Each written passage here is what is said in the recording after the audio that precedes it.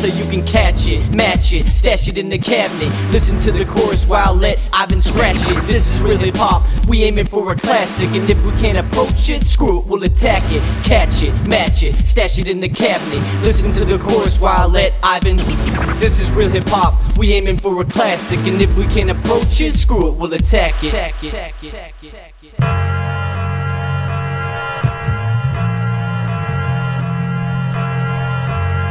What you know about classic music?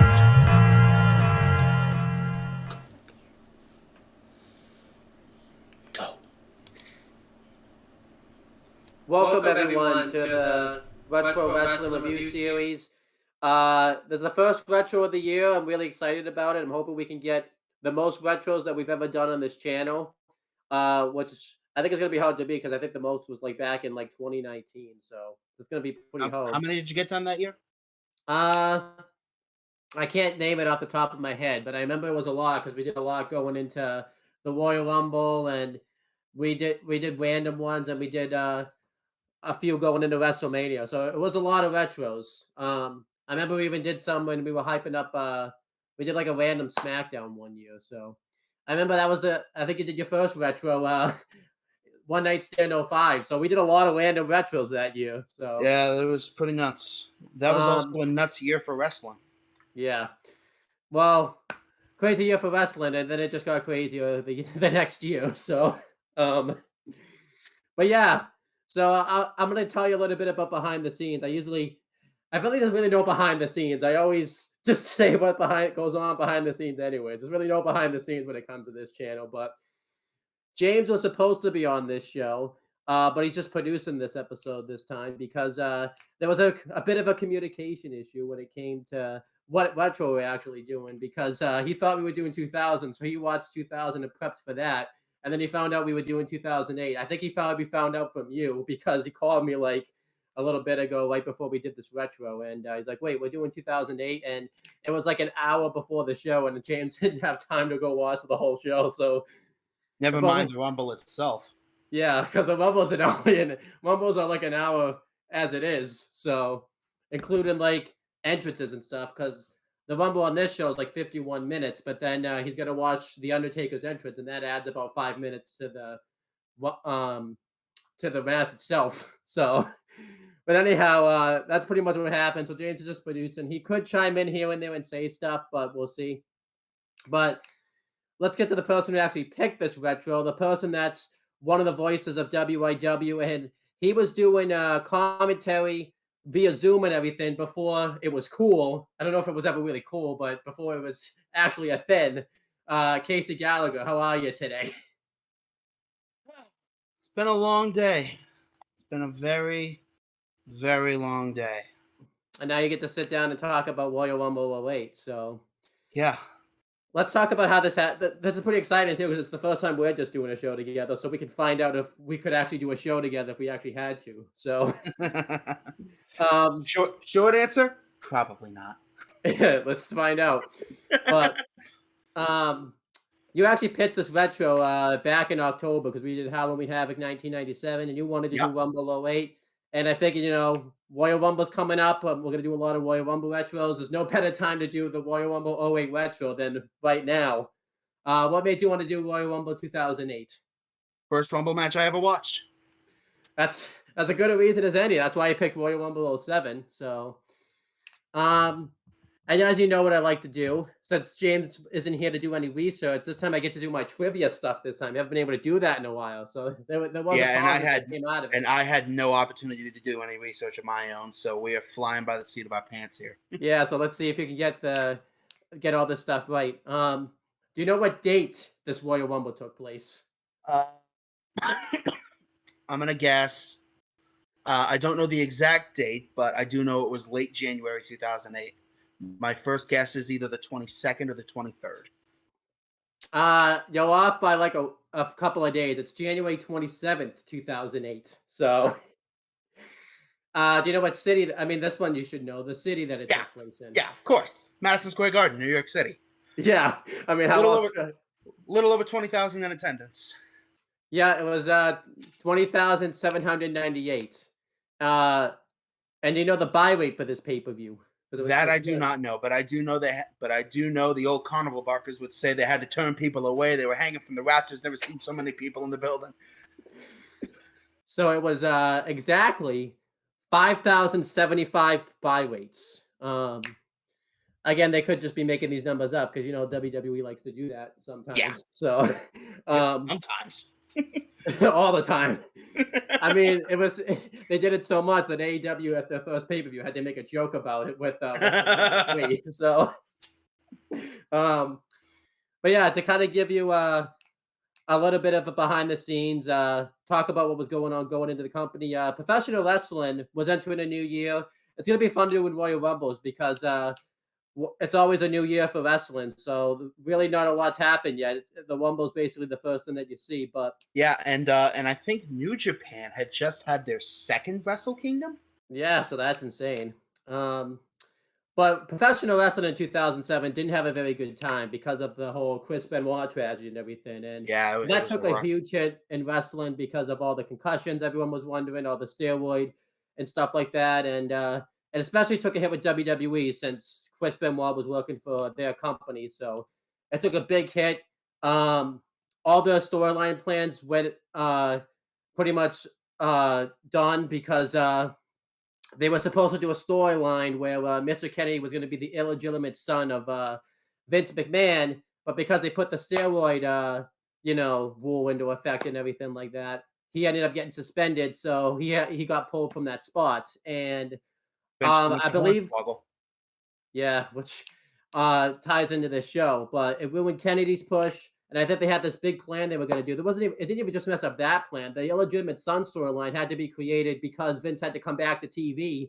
Because if you remember, they did a storyline where he actually faked his death and he had to come back to TV. Literally like 3 days before the Benoit murder suicide. Yeah, so it was just well, actually, if you remember, the Benoit Raw tribute show was supposed to be the Vince tribute show, but then they had to turn it into the Benoit tribute show. Yeah, And that's when Vince. they ended up doing the Vince tribute show the following week.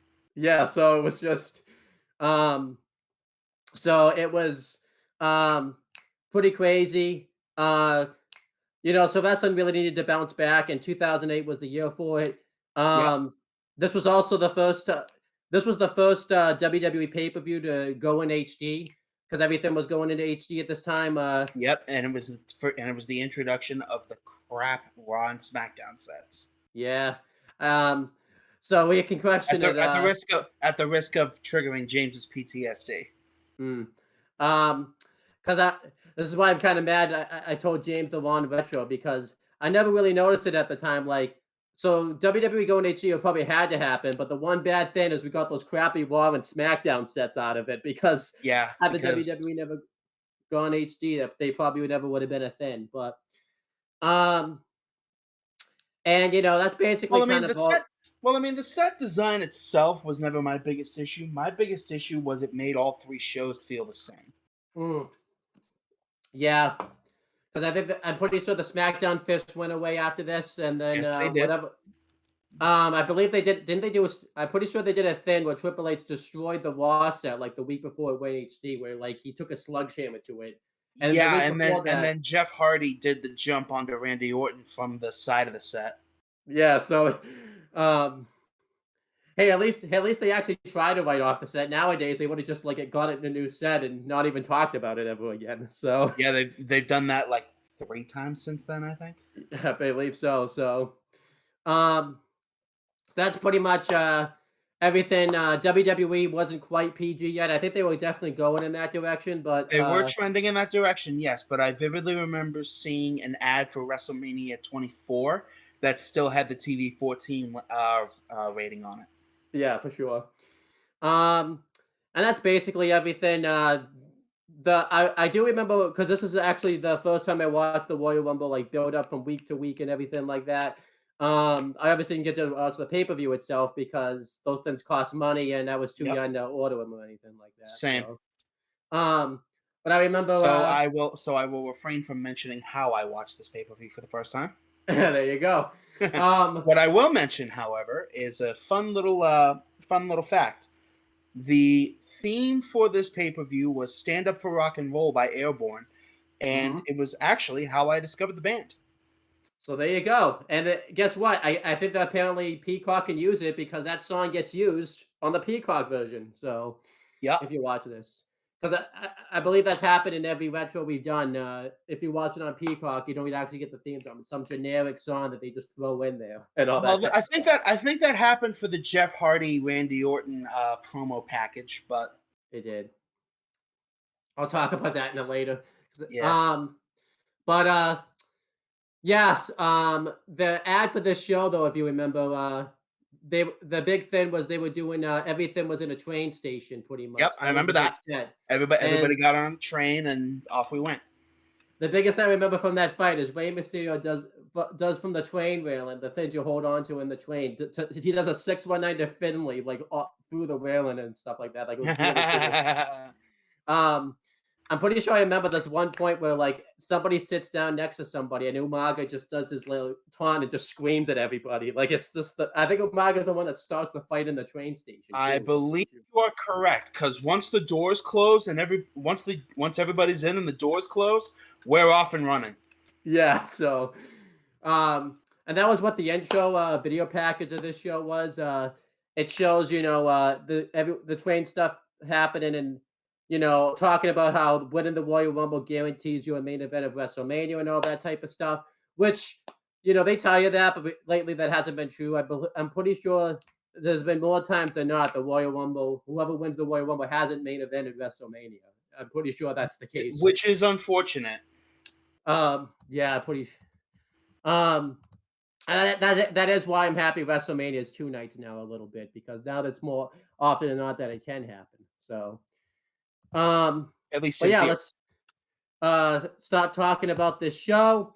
So the first match was a career-threatening match that Ric Flair would have to retire if he lost. Owen, who was his opponent? MVP, but first we have to go through the commentary teams and all that type of Oh stuff. yes, we had the 6-man, 3 separate booths set up. JR and King, the Hall of Fame announce team for Raw. You had Michael Cole and Jonathan Coachman for Yeah. SmackDown because JBL had returned to active competition by this point. And you had Joey Styles and Taz for ECW. Well, it was supposed to be ECW, but there was no ECW match on the show, so they were just kind of there. You at least saw CM Punk in the Royal Rumble, but could have used an ECW match or two. But I thought everybody did well on commentary. Obviously, we love JR and Ken together on commentary. Obviously, it probably wasn't as good, in '08 and stuff like that, but they were still really good together on commentary. Yeah. Surprisingly enough, Michael Cole and Jonathan Coachman, because if you remember when we did SummerSlam '03, I ranted pretty much about Coachman on commentary. When he's not being a heel and he's not, having Vince Yeah, in his heel all the time. when Coachman is allowed to be a sports analyst, he's surprisingly good behind the desk. Yeah. And then Taz and Joey Styles were good together. It sucks because by the time they got to talk, they had to. It's basically because when the Rumble takes place, everybody commentates the Rumble. Yeah, So so they didn't get much of a chance to shine there. I'm But pretty sure. I was always a fan of Joey Styles and Taz being behind the Yeah, desk. Say what you uh, will about Mick Foley, probably would have been better, but I thought it fit pretty well. yeah, for sure. Especially, but yeah, I'm pretty sure there's some point you see like Taz just on his laptop during the show, like just kind of chilling out. Like it's actually kind of because he's just not he can't really do anything. Uh, Poor guy. so, um, I wonder, but yeah, let's. I wonder if he's pulling a JBL and looking up muscular women. But yeah, so yeah, we had the first match. It was the career threatening match. It was Ric Flair versus MVP. The reason for this match is Ric Flair went on Raw a month before this. This is after being off TV for a little bit, and said that he was never going to retire. He says that you're going to have to kill me in this win, which we're going to talk about that later. I think we were very close to He that. said I will never retire, and then Vince came out and said, as long as you keep winning. The next So, time you lose a match, your career is over. and basically, Ric Flair went through everybody. The people he went through were Randy Orton, Umaga, and Triple H through various circumstances. With Yep. Randy Orton, there was a Chris Jericho interference. Umaga, he won by count out, and Yep. Triple H was via DQ, via William Regal interference, which I think we're going to mention later on this show. Yep. Um, Also, of special note, I do remember it this night, according to, I believe it was Michael Cole, might have been, at least I think it was Michael Cole, not 100% sure, but according to somebody on the commentary team, this night marked 35 years, 1 month, and 17 days since Ric Flair made his in-ring debut. Yep.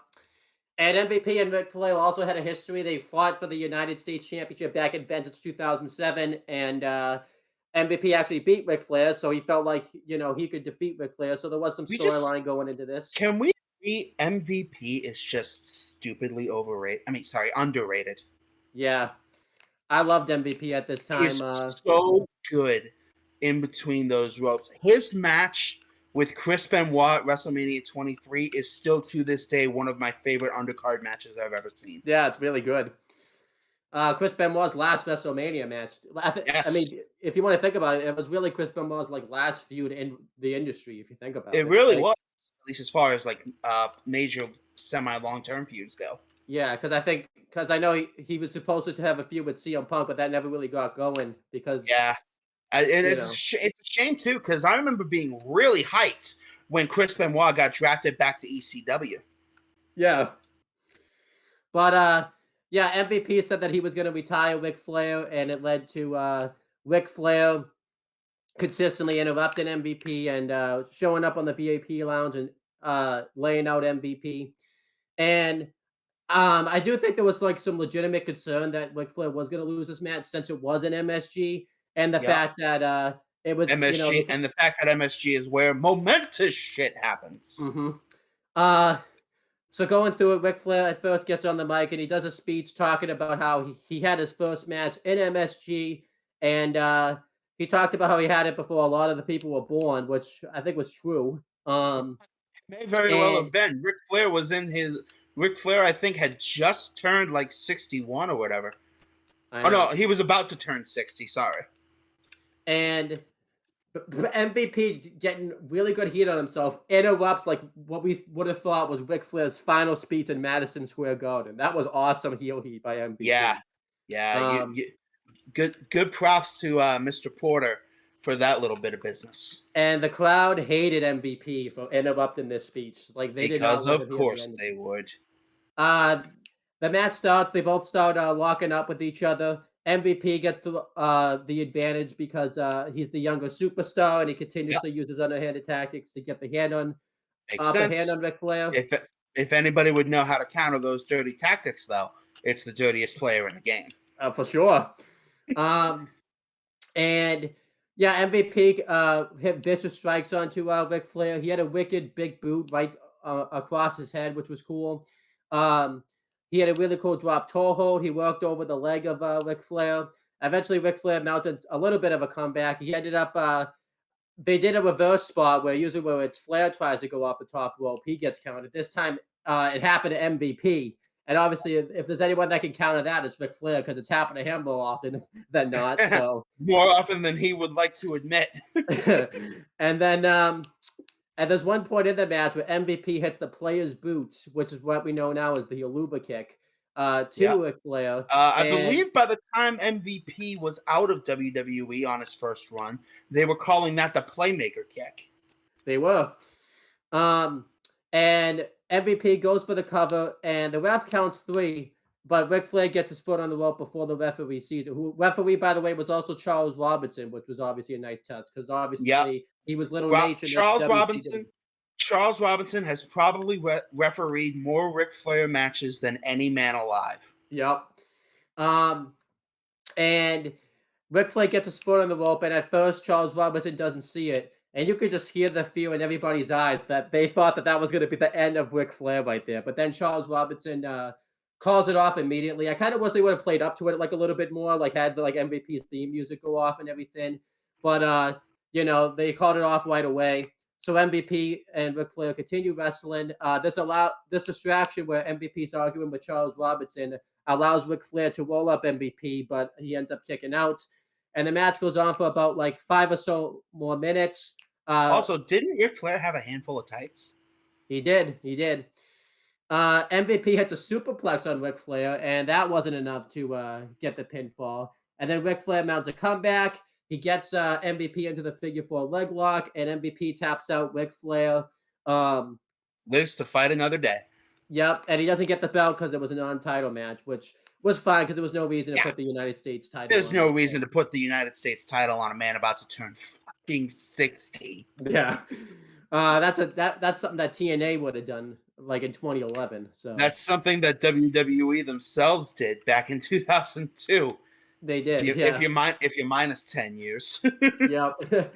So, yeah, I thought this match was pretty good. I give it 3.25 stars. I thought it had some good drama in the match, and I think a lot of people would probably say at the time Ric Flair probably should have been out of there.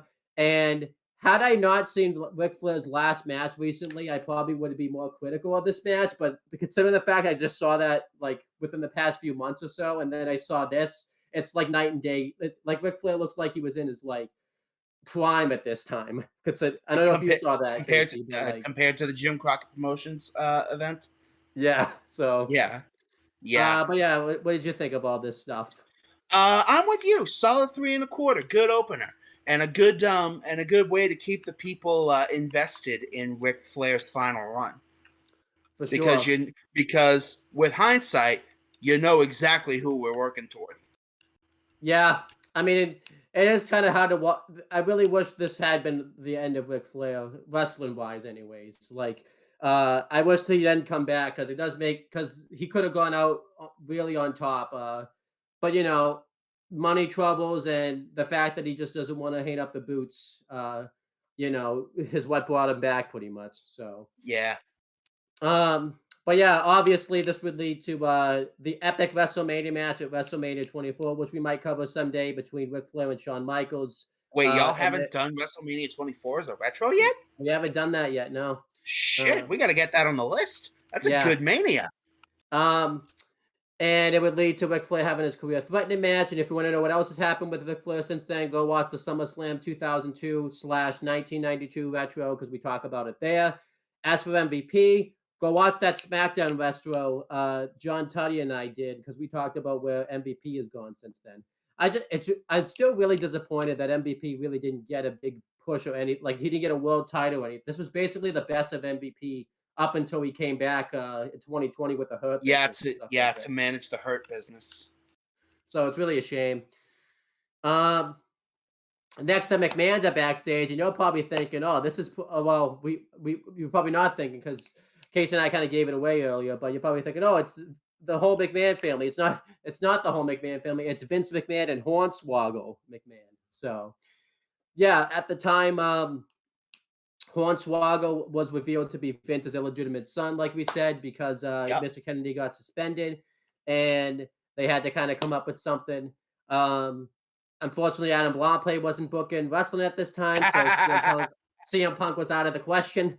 But it ended up being Hornswoggle, which I know a lot of people give Hornswoggle crap because he's been involved in a lot of bad things. But if you actually watch, Dylan Postel is so good. Yeah, if you actually watch his shoot interviews and stuff, he actually could have been a serious wrestler had they treated him seriously because he's actually a cool dude and things like that. And some of the points that he does make, it sucks he was cruiserweight champion.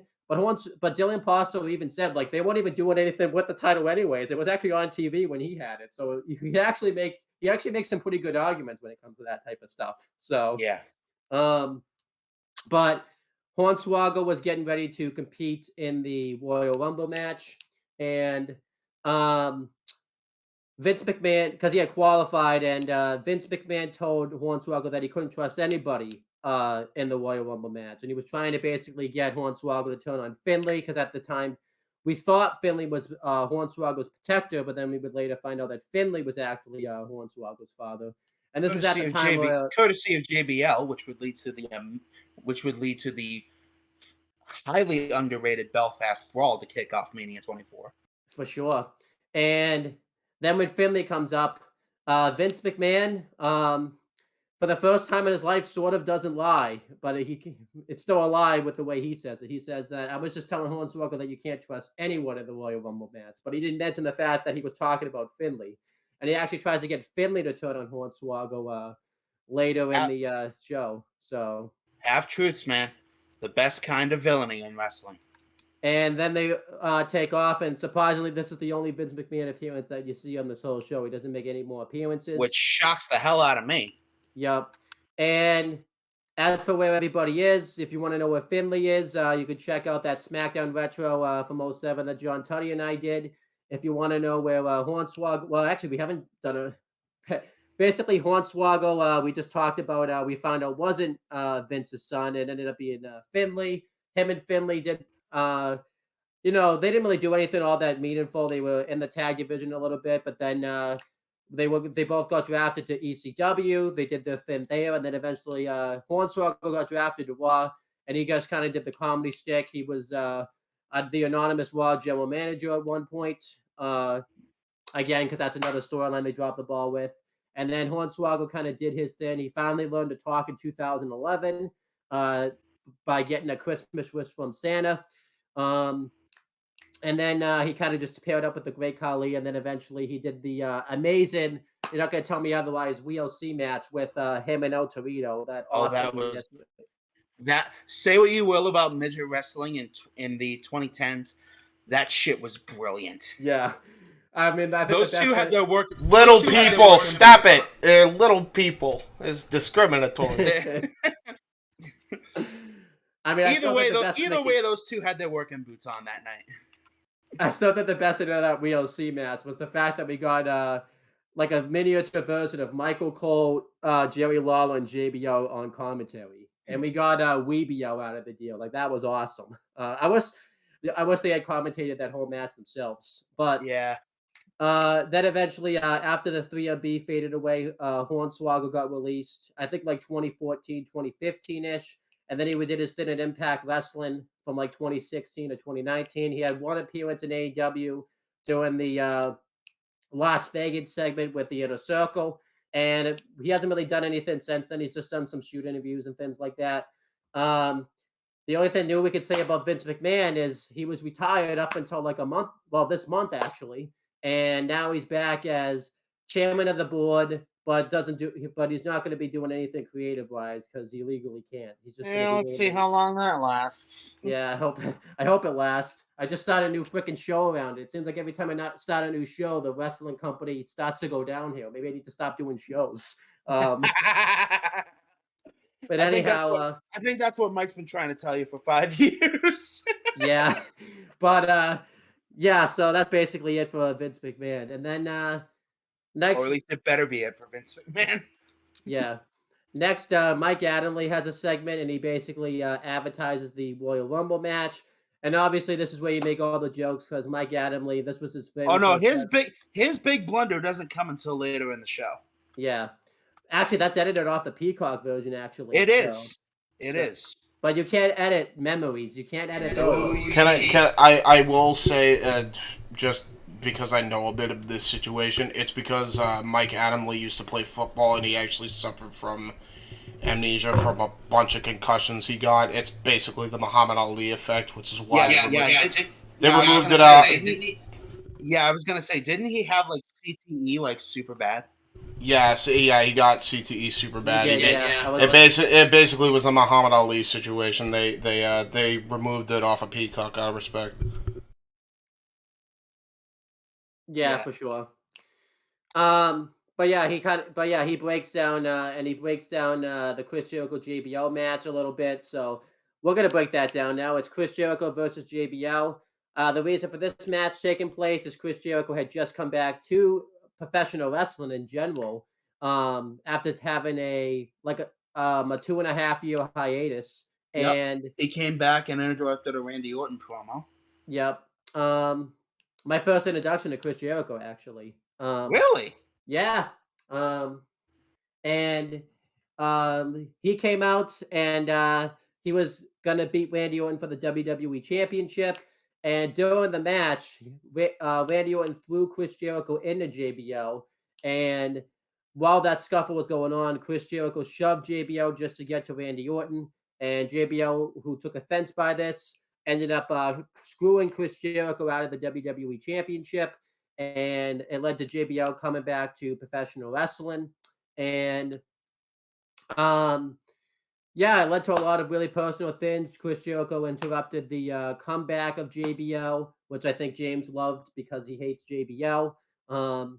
And it led to a match on Raw. It was like Jericho versus JBL and Umaga in a handicap match, and JBL just destroyed Chris Jericho, smashed him off the head with the ring bell, and choked him with a cable wire. And there was one point, I think it's on the same Raw, by the way, where the set got destroyed, where like he goes up on the set and like chokes Chris Jericho with the cable wire while he's like 3 feet ahead of him and everything like that. Then it led to JBL having a conversation with Chris Jericho's kids and basically telling them that he was old and pathetic and all that type of stuff. And it led to this match right here. I mean, I personally like don't mind them having the match here, but considering the fact what they do with the match, I would have just preferred them to go into the Royal Rumble match. Considering the fact that they just kind of do a no finish anyways, it would have just made more sense for them to be in the Rumble. I feel like JBL didn't like to do Rumbles. I'm just making that theory now because JBL as JBL was never in the Rumble match. He always had like some type of title match or undercard match afterwards. I don't know what it was about JBL that made him not like to do Royal Rumble matches. So, we had the match, and JBL, you could definitely tell was bigger in terms of he gained a lot of weight because he obviously wasn't wrestling or working out really because he was just doing commentary and all that type of stuff. Yep. But which I'm gonna be honest is probably my favorite role for JBL because without JBL on commentary, we don't get gems like Mago Mago Mago Mago Mago Mago Mago Mago Mago Mago Mago. Yeah, we don't get that. We don't get I mean, I think we made a whole joke. I mean, it wasn't I guess it wasn't when it was on commentary, but where we talked about filthy Mexicans and all that type of stuff in I think it was the AEW Double or Nothing 2019. I don't think we did it was supposed to be a live reactions, but it was the live reactions that never made air. So yeah. But I mean, without Taz on commentary, we don't get yin bags. So Yeah. that was a joke for a while. And that had James on the floor laughing, and I thought like that happened. What do you mean had James on the floor laughing? He's still probably on the floor laughing. So he still laughs at it to this day because that shit's just funny. Yeah. But anyhow, they both start chain wrestling each other. Jericho starts really taking it to JBL. At one point, this is something that they haven't done in a while, and they haven't done in a minute. Jericho actually like exposes the barricade and bounces JBL's head off of the barricade. It was crazy. Yeah. Ouch. And then eventually, JBL takes Chris Jericho's head off with a big boot, and he hits a suplex onto the outside, throws him into the barricade, and he dominates Chris Jericho for a while. Jericho mounts a little bit of a comeback, and then JBL moves out of the way when he goes to charge at him in the corner, which causes him to go shoulder first into the steel post, and it causes Jericho to get busted open. Don't know how that busted him open, but it did. JBL continued to dominate the match. Eventually, Jericho made another comeback. He hit a suicide dive through the ropes, and they edited this off of Peacock, but I remember it. There's one spot in the match where Jericho tries to go for the running bulldog, but it obviously gets messed up. I don't remember exactly what happened, but I believe JBL falls a bit too early, and that causes the botch to happen. But you can't edit my memory because I remember that happened. So, Jericho goes for the lion, so JBL gets the knees up, and eventually JBL took off Jericho's head with a clothesline, and eventually they start fighting on the outside.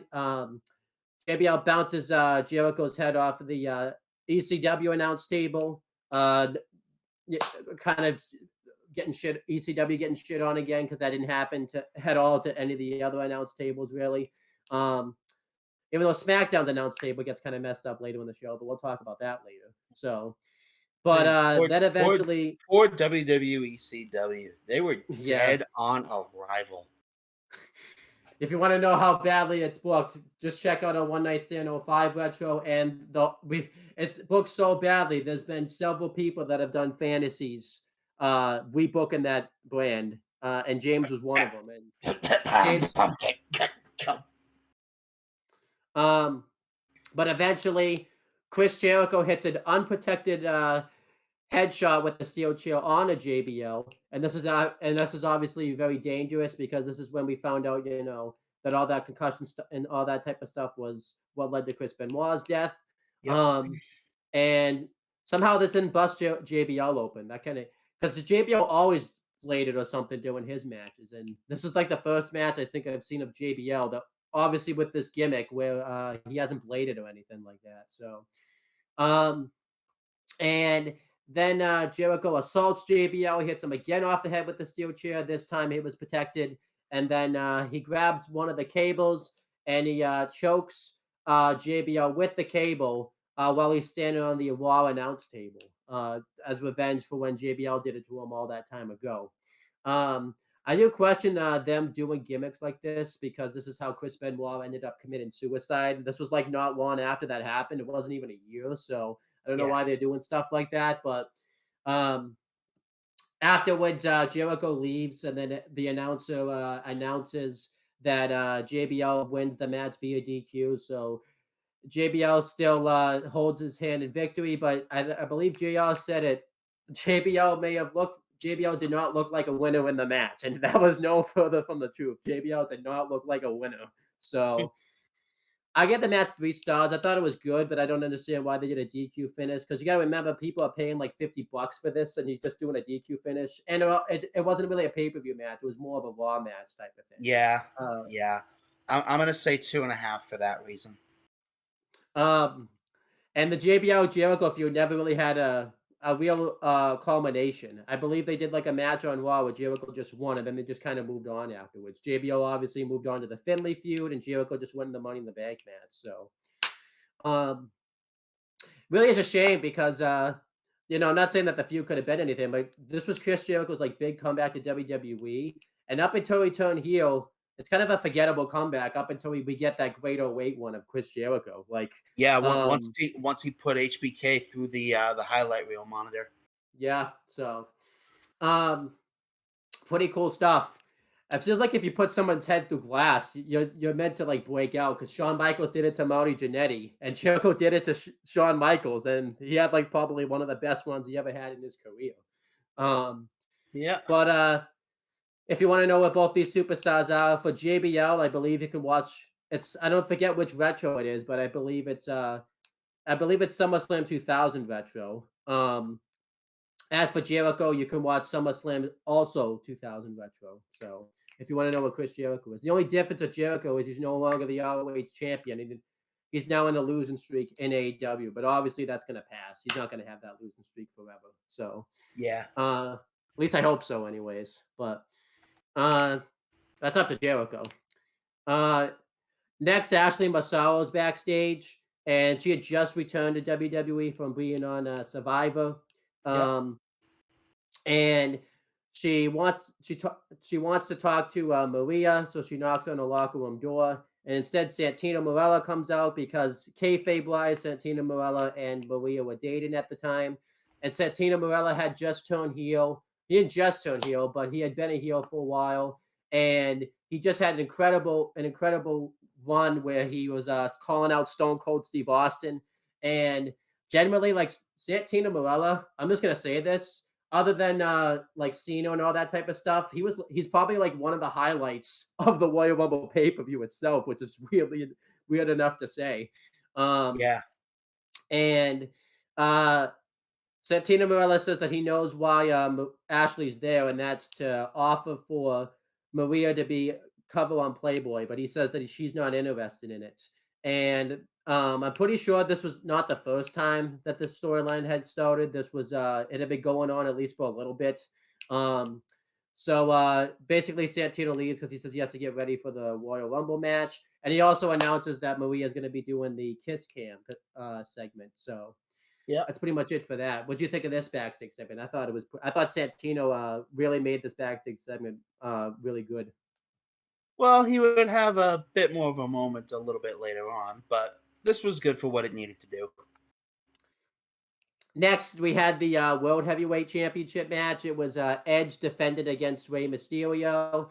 The reason for this match is because Edge had just returned a month before this, and this is when we found out that him and Vicky Guerrero were an item, kayfabe-wise anyways, behind the scenes. And Edge had just returned and screwed The Undertaker out of the World Heavyweight Championship at Survivor Series 2007. And After stealing the money in the briefcase from one Mr. Kennedy that same year. yeah, so that was two things of Kennedy that got taken away from him, and it was all for BS reasons, pretty much. One for the steroid thing. The steroid rule came in effect in the worst part of Kennedy's career, and then he got an injury that they thought was worse than what it was. So Kennedy got screwed.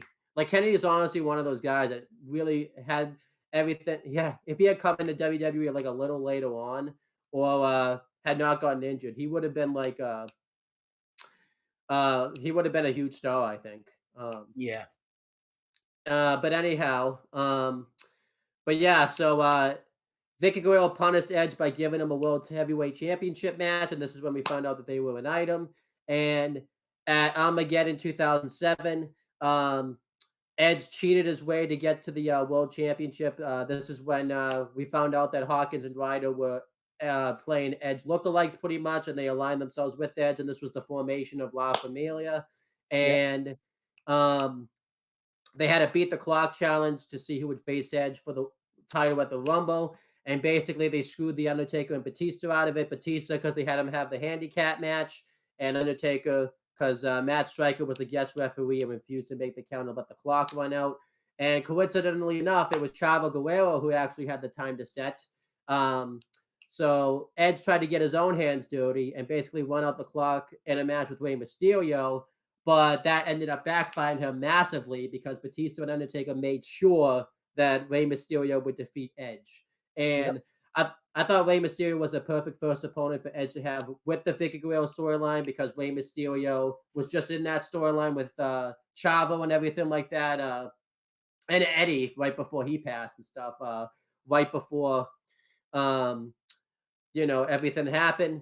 And it was really cool stuff because obviously Rey Mysterio and Eddie were always really close and everything like that. So Rey Mysterio was even asked like, "What's going on with Edge?" And he was actually trying to talk some sense into Vicky Guerrero, saying that Edge doesn't love you; he's just using you for your power, which we find out was true later on. And Edge obviously took offense to this, and it led to several weeks of beatdowns and everything like that. Eventually, they officially formed La Familia in a tag match on SmackDown, where Chavo Guerrero joined the faction, which led to Chavo becoming ECW champion. Two words you never thought you'd say: Chavo Guerrero as ECW champion. So, well, there was more craziness to follow a few months down the line. It's not even the weirdest ECW champion we got. This was right after we got Vince as ECW champion, if you don't, if you remember. But I do, unfortunately. It led to this match. Because they were in MSG, this is a bit more of a hardcore crowd. It was really weird because they didn't like Edge because he's a heel, but they weren't all that into Rey Mysterio. He got booed very heavily during this match. Not sure why that happened. I still think a lot of people I get boo Rey Mysterio because they think the only reason he got the world championship is because obviously Eddie passed, which it is true, but I still like to believe somehow that Rey Mysterio, maybe he wouldn't have gotten it then, would have gotten the WWE title at least somehow, some way. He was always in the mix of a world title conversation. Anyways, he definitely, obviously, especially considering the fact that he's still wrestling to this day, he definitely would have gotten the world title somehow. So even if Eddie had lived and everything like that. But throughout much of the match, Michael Cole and Jonathan Coachman talking about how the pacing of the match, how Rey Mysterio would wrestle a very fast pace, and how Edge would want to ground Rey Mysterio, and that's really what happens a lot throughout this match. They both start trying to feel each other out. Edge actually goes to toss Rey Mysterio to the outside, and Rey Mysterio actually does like a backflip before he lands on the floor, which was really cool. And Rey Mysterio and Edge really went at it. Rey Mysterio gets the advantage throughout the beginning portions of the match, and Hawkins and Ryder try to interfere, but referee, I believe it's Chad Patton who's the referee here, ejects Hawkins and Ryder from the match, so they're not much of a factor here. Rey Mysterio, it allows him to get some opening offense on the Edge. He actually does a really cool West Coast pop onto Edge, which is awesome. And then eventually Edge clips Rey Mysterio's leg from behind, and he starts working over the leg of Rey Mysterio. He gets him into like a half Boston Crab, half educator submission, because it was like a half. It looked like a Boston Crab, but it was more of an educator than a Boston Crab. But Rey Mysterio gets to the ropes. Rey Mysterio mounts a comeback. He actually hits a really cool wheelbarrow into a bulldog, which had become like his signature offense after this. He had a moonsault on the Edge. Edge kicked out. Edge hit a big boot. Rey kicked out. And there's one point where Rey Mysterio has the match won. He hits the 619 on Edge. And Vicky Guerrero and Teddy Long, because Vicky Guerrero was the GM of SmackDown and Teddy Long was her assistant, because he had a heart attack kayfabe while he was doing his wedding, and he came back, and they never explained why he wasn't the GM, because it was supposed to be Vicky Guerrero taking his spot, and then he came back and wasn't the GM, so I'm not really sure what happened there. But Rey Mysterio hit the splash, and he tried to go for the pin, but Vicky Guerrero got out of a wheelchair and stopped the referee's counts. And obviously, this made Rey Mysterio upset because he had the match won. And Edge actually tried to go for a spear, but Rey Mysterio senses it coming. He jumps over Edge. He goes for the 619, and Vicky Guerrero blocks, basically puts her arms around Edge and blocks a 619. So Vicky Guerrero takes the brunt of the 619. Not the brunt. She takes out all of the 619. This obviously distracts Rey Mysterio because this wasn't intended to happen, and he goes for the springboard. Edge counters into a spear. Edge pins Rey Mysterio and retains the World Heavyweight Championship. Afterwards, everybody goes to the back, and they help Vicky Guerrero back in a wheelchair. And I thought this was a great match here. I gave it 4 stars. I really enjoyed it.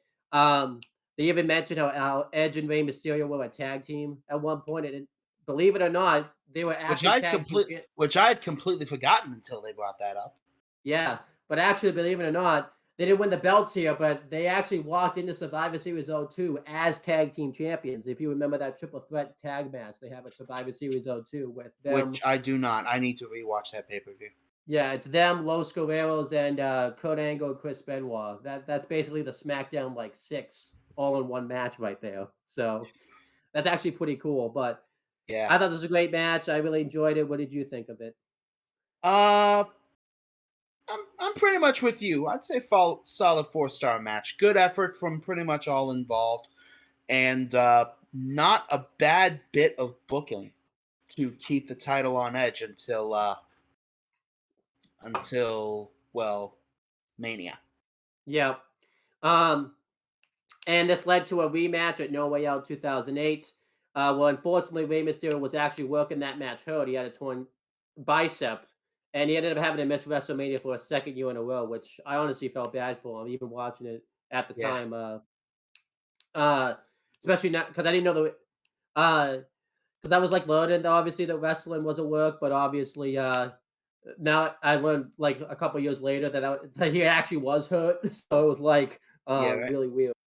But and obviously Edge would go on to have a really great 2008 with his feud with the Undertaker, and then continuing his storyline with Vicky Guerrero and stuff like that. So,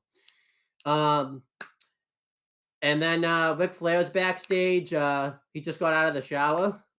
He was wrapped in his towel, and Mr. Kennedy comes up to him, and this was the teaser match coming up between them, which ended up happening at No Way Out 2008. And Yeah, Mr. Kennedy basically says that, yeah, he may win the Royal Rumble, but there was a lot of time between Mania and no, so between the Rumble and Mania. Maybe I'll see you down the line. Um, and then Shawn Michaels comes in and kind of cuts Mr. Kennedy off before he can really finish. And Kennedy walks off, and Shawn Michaels makes this joke about how people with blonde hair are trying to get all these catchphrases and trying to get themselves over.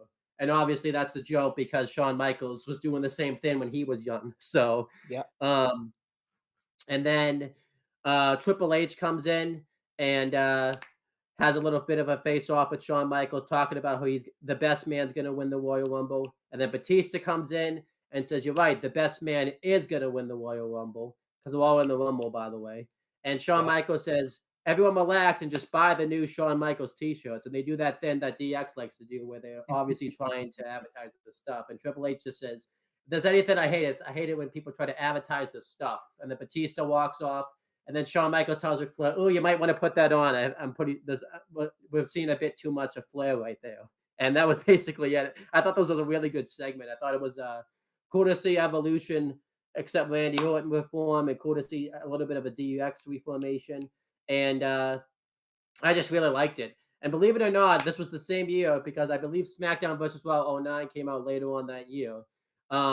They all did a storyline. I don't know if you ever played that game, where it was the Triple H Road to WrestleMania storyline, where I believe it had actually come out not long before this, if I'm mistaken.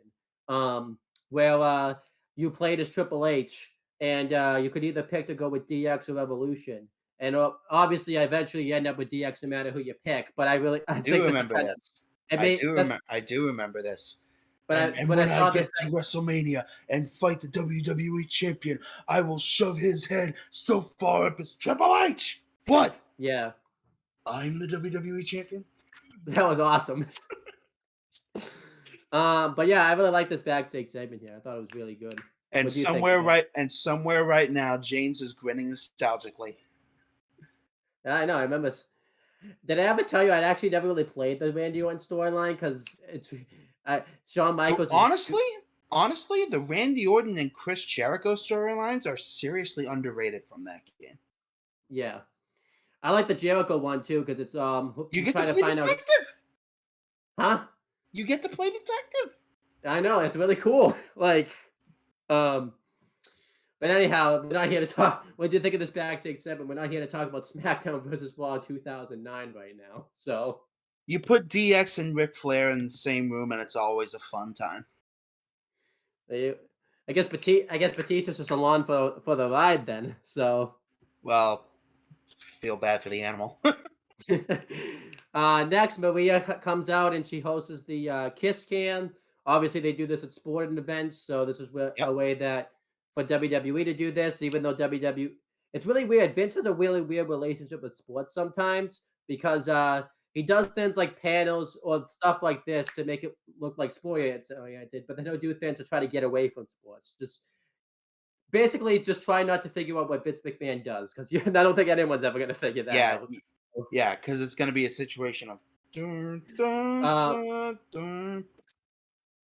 But they host the Kiss Cam, and you could just tell no one really was into doing this Kiss Cam because Maria had to like really push everyone to kiss because everyone's just kind of like I don't think they really expected to see a segment like this.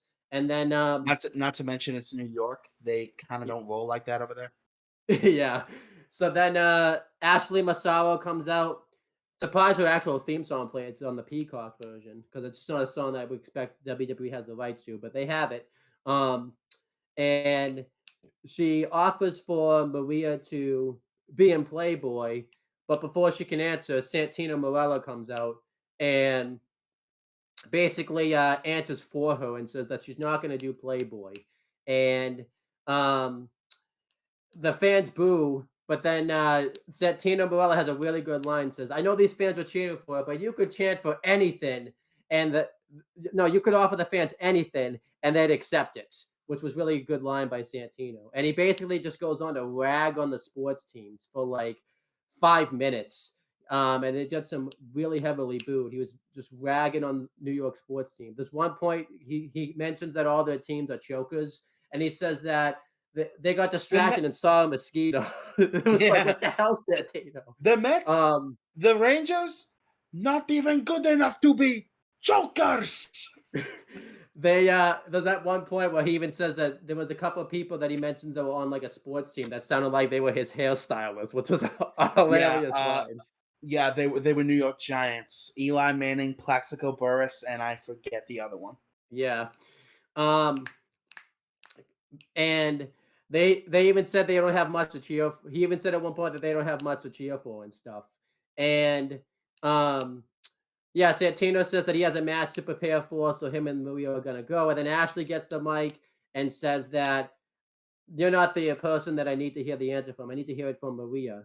And then Maria asks, "Do you want to see me do Player Boy?" Everybody cheers, which is really weird. It's really weird that there's a storyline like this because this is not a storyline you would see nowadays for the women's division.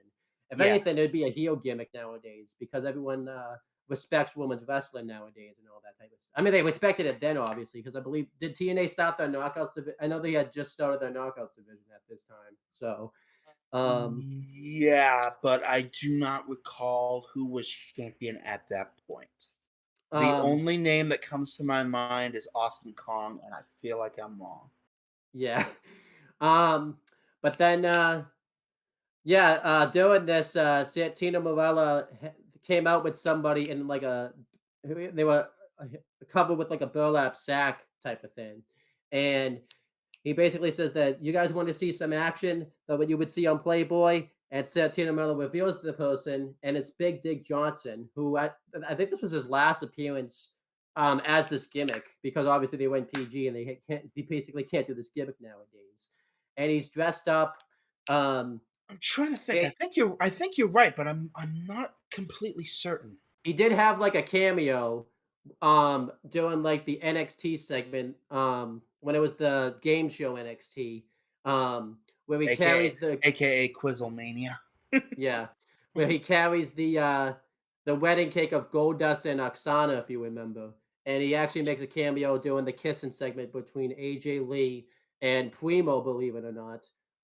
But other than that, he obviously wasn't in character at the time because God, I'm pretty sure all of these repressed memories coming back to the forefront. Or should I say suppressed memories? I think this is why sometimes you don't love to talk wrestling with me because I just bring all these memories back up because I know too much about wrestling. But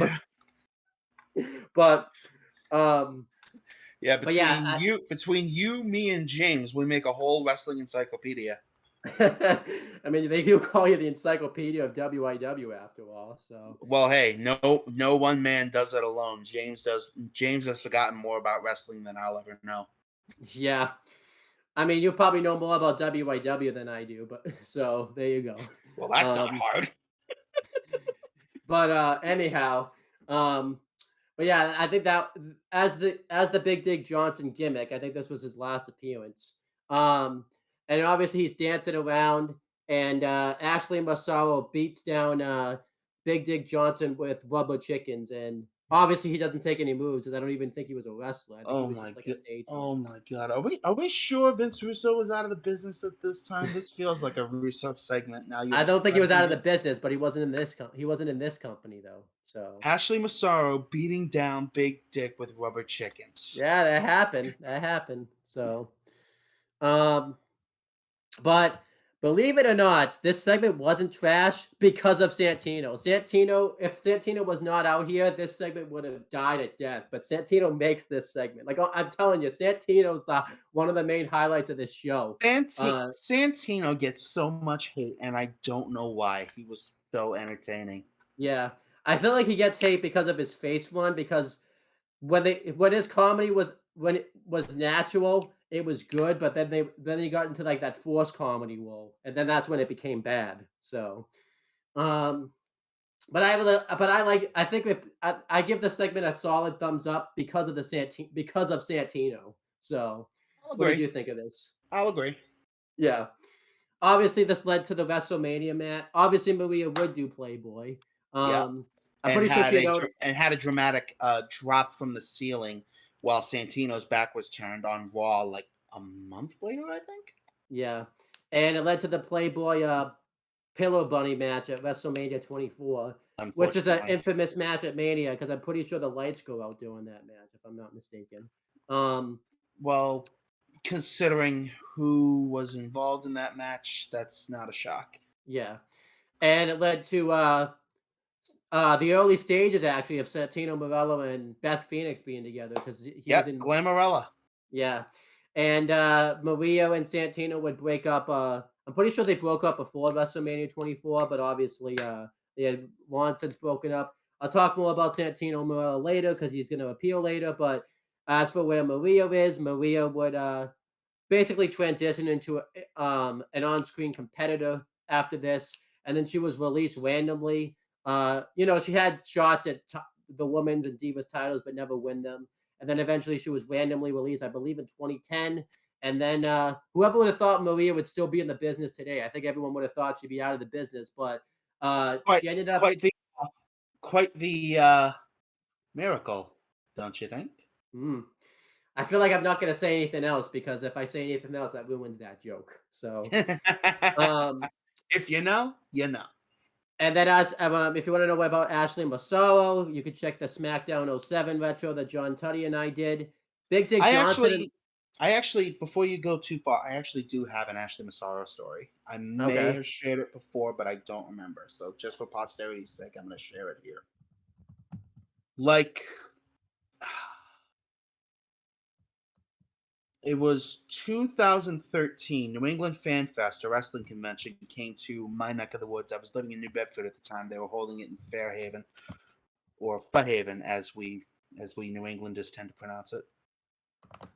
And my stepdad, I don't know if he had a booth at the event or what, but somehow I ended up walking around the hall for a bit, and I met several people there. I met Kenny and Mikey of the Spirit Squad. Ted DiBiase and Virgil were there. I think Howard Finkel was there. I think Bobby the Brain Heenan was there. Marty Jannetty and the original Doink the Clown were there. Jake the Snake Roberts, Sonny, Jillian Hall, The Godfather. I ran into Nikolai Volkov in passing. And then as I'm standing in the foyer, I'm just minding my own business, looking around, killing time. And all of a sudden, around the corner comes Ashley. And just as I see her and go to say hi, I notice that she's got this big-ass cone, cone of shame around her neck. So a jovial, friendly hello changes at the speed of light to, "Oh, damn, hey, you okay? What happened?" And she was so sweet and so kind. She literally could not have been a nicer woman. Told me about, I think she had been involved in a car wreck not too long prior. Oh, And she obviously she was expected to make full recovery. I think she did. But yeah, it was a short and really sweet interaction that I will carry with me for the rest of my life. yeah, for sure. That's really cool that you met her because it's cool who you can meet at some of these top rope. Oh, it wasn't I even feel like top rope. It was a complete third party thing. yeah, so Although that Vinny is really Marseglia did show up. yeah. So because we knew Billy Marcellia before he made it big. Long So before Ring of Honor. yeah. I'm assuming James has told you before, but Mike Bennett. I know this ruins the joke now, but I got to tell you, his sister. I don't know if she still is. Was the professor at Massasoit? Really? Yeah. Well, ain't that some shit? Yeah. I think one day Mike Bennett and Maria were at our school. I mean, obviously, James was trying to find her, but I wasn't gonna be. I just couldn't. I wasn't gonna be that guy that was gonna go hunt down Maria. James And hunting down the pro wrestler with the hot wife. Why am I not surprised? exactly. But it's still pretty cool. That's still pretty cool stuff. I don't know if he still is, Right, obviously. right now he's sitting there listening to this, going, "I'm gonna kill that son of a bitch when this is over." Yeah. Um, I can't really find anything about what Big Dick Johnson's doing currently. it says that he was a writer for World Wrestling Entertainment, and I think, and it says Lucha Underground on, and I'm not, it's not even on Wikipedia. It's, you have its own Wikipedia page. It's the Wiki fan page type of thing, Oh Lord. and it says, So you're really digging through the dregs. yeah. So I really don't know what he's doing. He's probably just chilling nowadays. But yeah, I feel bad. He goes to be a writer for WWE, and this is what becomes of his wrestling career. And that's Yeah. gonna be a story that he's gonna tell Such as his it kids was. someday. Yeah. But Ashley Massaro we mentioned before, and now Yeah. Casey has mentioned the story. So then it showed the WrestleMania 24 ad. Let's do another trivia here. Do you remember what the ad for WrestleMania? I know there's several of them, but do you remember what if you could give me the one that has on this show? Because there's a specific one that they do all the time, that they It's showed all the time. it's the Baywatch one. You got Kelly in the red suit. Guy goes and fakes his drowning. He comes up on the shore, and Mae Young's on top of him. Yep. And wouldn't get off of them. So Yeah. and if I don't know who the guy was that I think this was just some random actor that they got to I believe you're correct. but if you wanted Kelly would basically improve a little bit of a wrestler. She was a one-time Divas champion, and then she left the company in 2012, and now is a model slash actress. She just had a birthday the other day. I think it was Oh, Sunday. nice. I think she's like 34 now. Because she was. That makes sense because she was 19 when she started, so I think she'd be about in her early to mid 30s by now. And then Puts as for puts Kelly's expose in a bit of a new light, doesn't it? yeah, and then as for Mae Young would continuously make sporadic appearances and eventually pass away, I believe, in 24. Yeah, it was 2014. So Just almost shy 10 of years. her 100th birthday, I do Yeah. believe. She got a really nice like tribute and everything like that too. Oh, it So was great. that's how I know the song When We Were Young now. So uh but next Mike Adamley has another segment, and this is where the Jeff Hardy mess up, which is edited out of the Peacock version of the Yeah, network. But I feel pretty comfortable speaking for James on this. We are not typically for shit getting edited out of the original broadcast. This, I think, is one edit that we're both glad they made. yeah, especially with what we know now about Mike Adamley and everything Yeah. like that. Unfortunately, the memory of the gaffe lives on, so we got to acknowledge it. He inadvertently calls Jeff Hardy Jeff Harvey. Yeah. So next we had the WWE Championship match. It was Randy Orton defending against Jeff Hardy. Basically a tale of two wrestlers who couldn't have had their upward into the business any difference. Jeff Hardy had just become the number one contender at Armageddon in 2007 by beating Triple H, which I think was a huge shock to everybody because Yep, and I believe this is where they were starting to plant the seeds for Armageddon 2008. they were. Jeff Hardy, this was his first. It wasn't his first world title match, but it was his first world title match on like a big stage at the Royal Rumble. Oh yeah, type of thing. you could not, for where Jeff Hardy was at this point in his career, you really could not put a title match with him in it on a bigger stage. Yeah. And the big storyline was Randy Orton was the third generation superstar who had a pretty easy path. Literally bred and born to be in this business. Yeah. And Jeff Hardy was someone who loved taking all these risks and was willing to do whatever it took to make it big in the industry, to the point where he lied about his age. It got Jeff Hardy a job, and it got the Boogeyman kicked off Tough Enough. I always think that's funny how that happened. Yeah, right. Poor Marty, but- right. Before we go on, fun booking idea that just came to my mind. We've mentioned TNA throughout the show. How would you react to a battle of the so-called perfect wrestlers, at least in terms of their design? Randy Orton versus Matt Morgan. How do you think that would go? Randy Orton versus who? Matt Morgan. That'd be interesting, actually. James, what say you? He's that's why it took me a second. He's doing something for a few minutes. Okay. Um, but um, yeah. So Randy, yeah, because they're both talked about how they were bred for the business and everything. I wouldn't be against seeing Randy Orton versus Matt Morgan. I don't know how good the match would be because I know Matt Morgan has been known to not be the best wrestler sometimes, but um, I would mind seeing that. Yeah, Um, that build could be interesting. I Anyway, assume you have who do you have as the face or heel? I assume because Randy Orton probably has to be the heel and Matt Morgan probably has to be the face because I don't feel that. actually, I would probably have this as a heel versus heel match Oh yeah, because let's be honest, both guys are best as heels. well, I don't know if you saw Randy Orton's recent face work when he was with RK Bro with Matt Riddle and stuff. He was actually a really good babyface when he was with Matt Riddle. I'm So, not saying Randy Orton is a bad babyface. I'm just saying I prefer him better as a heel. I feel like he I think does better everybody work does. I feel like he does better work as a heel. Yeah, for sure. Um, but continuing, so yeah, Jeff Hardy did all these stunts, and I mean, the most memorable video package I think I have as like a superstar is obviously Jeff Hardy's Rumble '08 video package with the rooftops theme song because that's just fit Jeff Hardy so well. And unfortunately, I knew it was going to happen, but I was still just as mad about it. Of course, that song is edited in. I'm not saying the song is bad, but I think it doesn't fit as well as the rooftops theme song. It does not fit. Is this rooftops as performed by Lost Prophets? I believe so.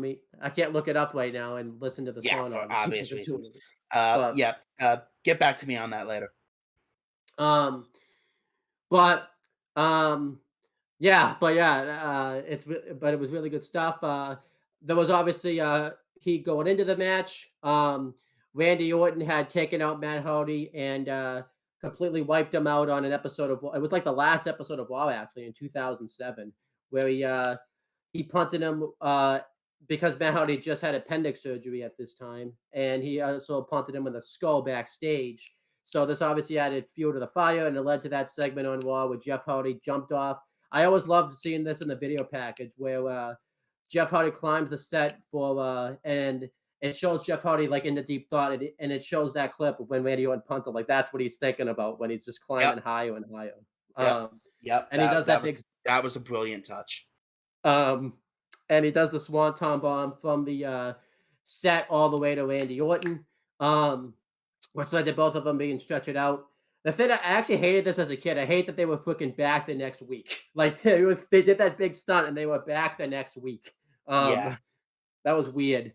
Um, and Jeff Hardy, they actually mentioned a really interesting stat, and I think the stat's still true to this day, that he would have been the third guy to hold both a world championship and the Intercontinental Championship at the same time. The other two being The Ultimate Ultimate Warrior. Warrior and Triple H. Yeah. And I believe that is correct, but I may be wrong on that. I I always forget about Triple H's because that's when they got rid of the IC title actually, like right after Triple H unified them pretty much, which I know that's not the video for. I still think that was a dumb idea to do in 2002. I don't know why they did that. Yeah. But you could obviously tell it was a bad idea and everyone hated Because it they 'cause brought they it thought, back. yeah. Um, but uh, yeah, really good feud here. Randy Orton too was doing really well at this time as his heel. He was getting finally had the recovery push that he should have had Yep. in '04 for the world title. So I don't know if I would call him the best heel in the company at this point. I'm talking about Randy Orton here. But I would say he's probably up there. yeah. Um it definitely helps this time that he's going against probably the most over baby face in the company, especially at this time. Um which would be Jeff Hardy. Yep. Um and yeah, we have the match and they both start doing a really aggressive chain wrestling holds towards each other, trying to prove who's better than who. And um, Ra- Jeff Hardy gets the best of Randy Orton throughout much of it, which is to Randy Orton's frustration.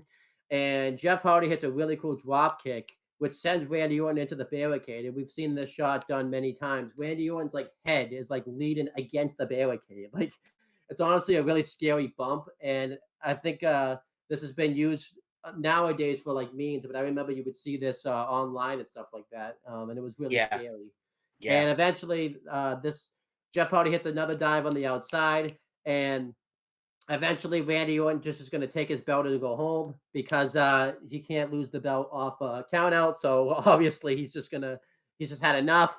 But Jeff Hardy doesn't allow it to happen. He attacks Randy Orton, bounces him off the ECW announce table, not the Raw or SmackDown announce table. Again, for ECW. Yeah, and again, they Taz and Joey Styles haven't spoken a word all night. Pretty easy day at the office, and up until later on that night, for them. I'm pretty sure you just saw Taz on his laptop at this point too. Yeah. And Jeff Hardy who goes for some type of springboard offensive maneuver, but Randy Orton counters it into a drop kick. And Randy Orton dominates Jeff Hardy. I believe this is when I don't think I know he had it, but this is when it was fairly new. When Randy Orton started doing the Orton stomps at this time, it was fairly new. To Yeah, his, when he started incorporating those into more of his mainline repertoire, because I remember seeing him do those on Taker when they fought at WrestleMania 21, Yep. and he was able to make them look really good. And then Randy Orton starts dominating the match. Eventually, Jeff Hardy mounts a small comeback. He hits a flying clothesline off of the apron onto Jeff Hardy. Didn't look the cleanest, but you know it's Jeff Hardy. Sometimes it's not always going to look the cleanest. Yeah. And Randy Orton hits a really cool DDT into the ring. It wasn't a draping one, but it was still a DDT. And Jeff Hardy kicks out. Eventually, Jeff Hardy mounts hits a really cool slim blade flying clothesline type of maneuver, and he starts going off onto Randy Orton, making a huge comeback. He goes for a swanton bomb, but Randy Orton rolls out of the wind, so he does a moonsault onto the outside. And I feel like why this is cool is because the maneuvers and moveset that Jeff Hardy would do, you didn't really see anyone really in the company do all that much. Jeff Hardy it was really Jeff Hardy and Shawn Michaels were the only ones that were really doing this type of stuff. Even So it was then, really Michaels cool. wasn't doing it anywhere near to the extent that Jeff was, Not at all. And for reasons that should be somewhat obvious. yeah, then eventually Jeff Hardy rolls Randy Orton back to the win. He goes for the twist of fate, and this is probably the best counter into the RKO I've ever seen. Randy Orton counters it really quickly and hits a really cool RKO onto Jeff Hardy, covers him and retains the championship. Obviously, this was going to happen considering the fact that Jeff Hardy was the IC champion. They weren't going to have him have both titles, but this Yeah. ended up working really well into the storyline where Jeff Hardy would always get this close to winning the title, but never getting the belt, and it ended up becoming basically the storyline of Jeff Hardy in 2008. So I give the match 4 3/4 stars for that reason alone. I thought it was great. I always thought Randy Orton and Jeff Hardy had really good chemistry with each other. I don't think they're capable of having a bad match with each other. So what do you think of this? With you, but I'm gonna say 4.5. Because let's be honest, this is Randy and Jeff at their best while working together, Yeah. and you can't get much more sublime than that RKO, than that counter of the twist of fate into the RKO. Smooth as silk, landed right on the button. Great finish. The only reason I say 4.5 is because both would go on to have better matches down the line. Yeah. Did I say 4 3? I meant to actually say 4.5. I have it literally in my notes, so I meant to say 4.5. I don't know how 4 3/4 came out, so that was weird. But obviously, like they would go on to have better matches with each other. Randy Orton would go on to have a WWE title match at Mania, and we've mentioned where Randy Orton is before in his career, so we don't need to mention it again. We mentioned Jeff Hardy as well. The only thing that sucks is Jeff Hardy, I think, was going to win Money in the Bank this year, but he ended up getting suspended due to the wellness policy. So he ended up having to serve 30 days, and it still ended up working out anyways because he got the title at the end of the year.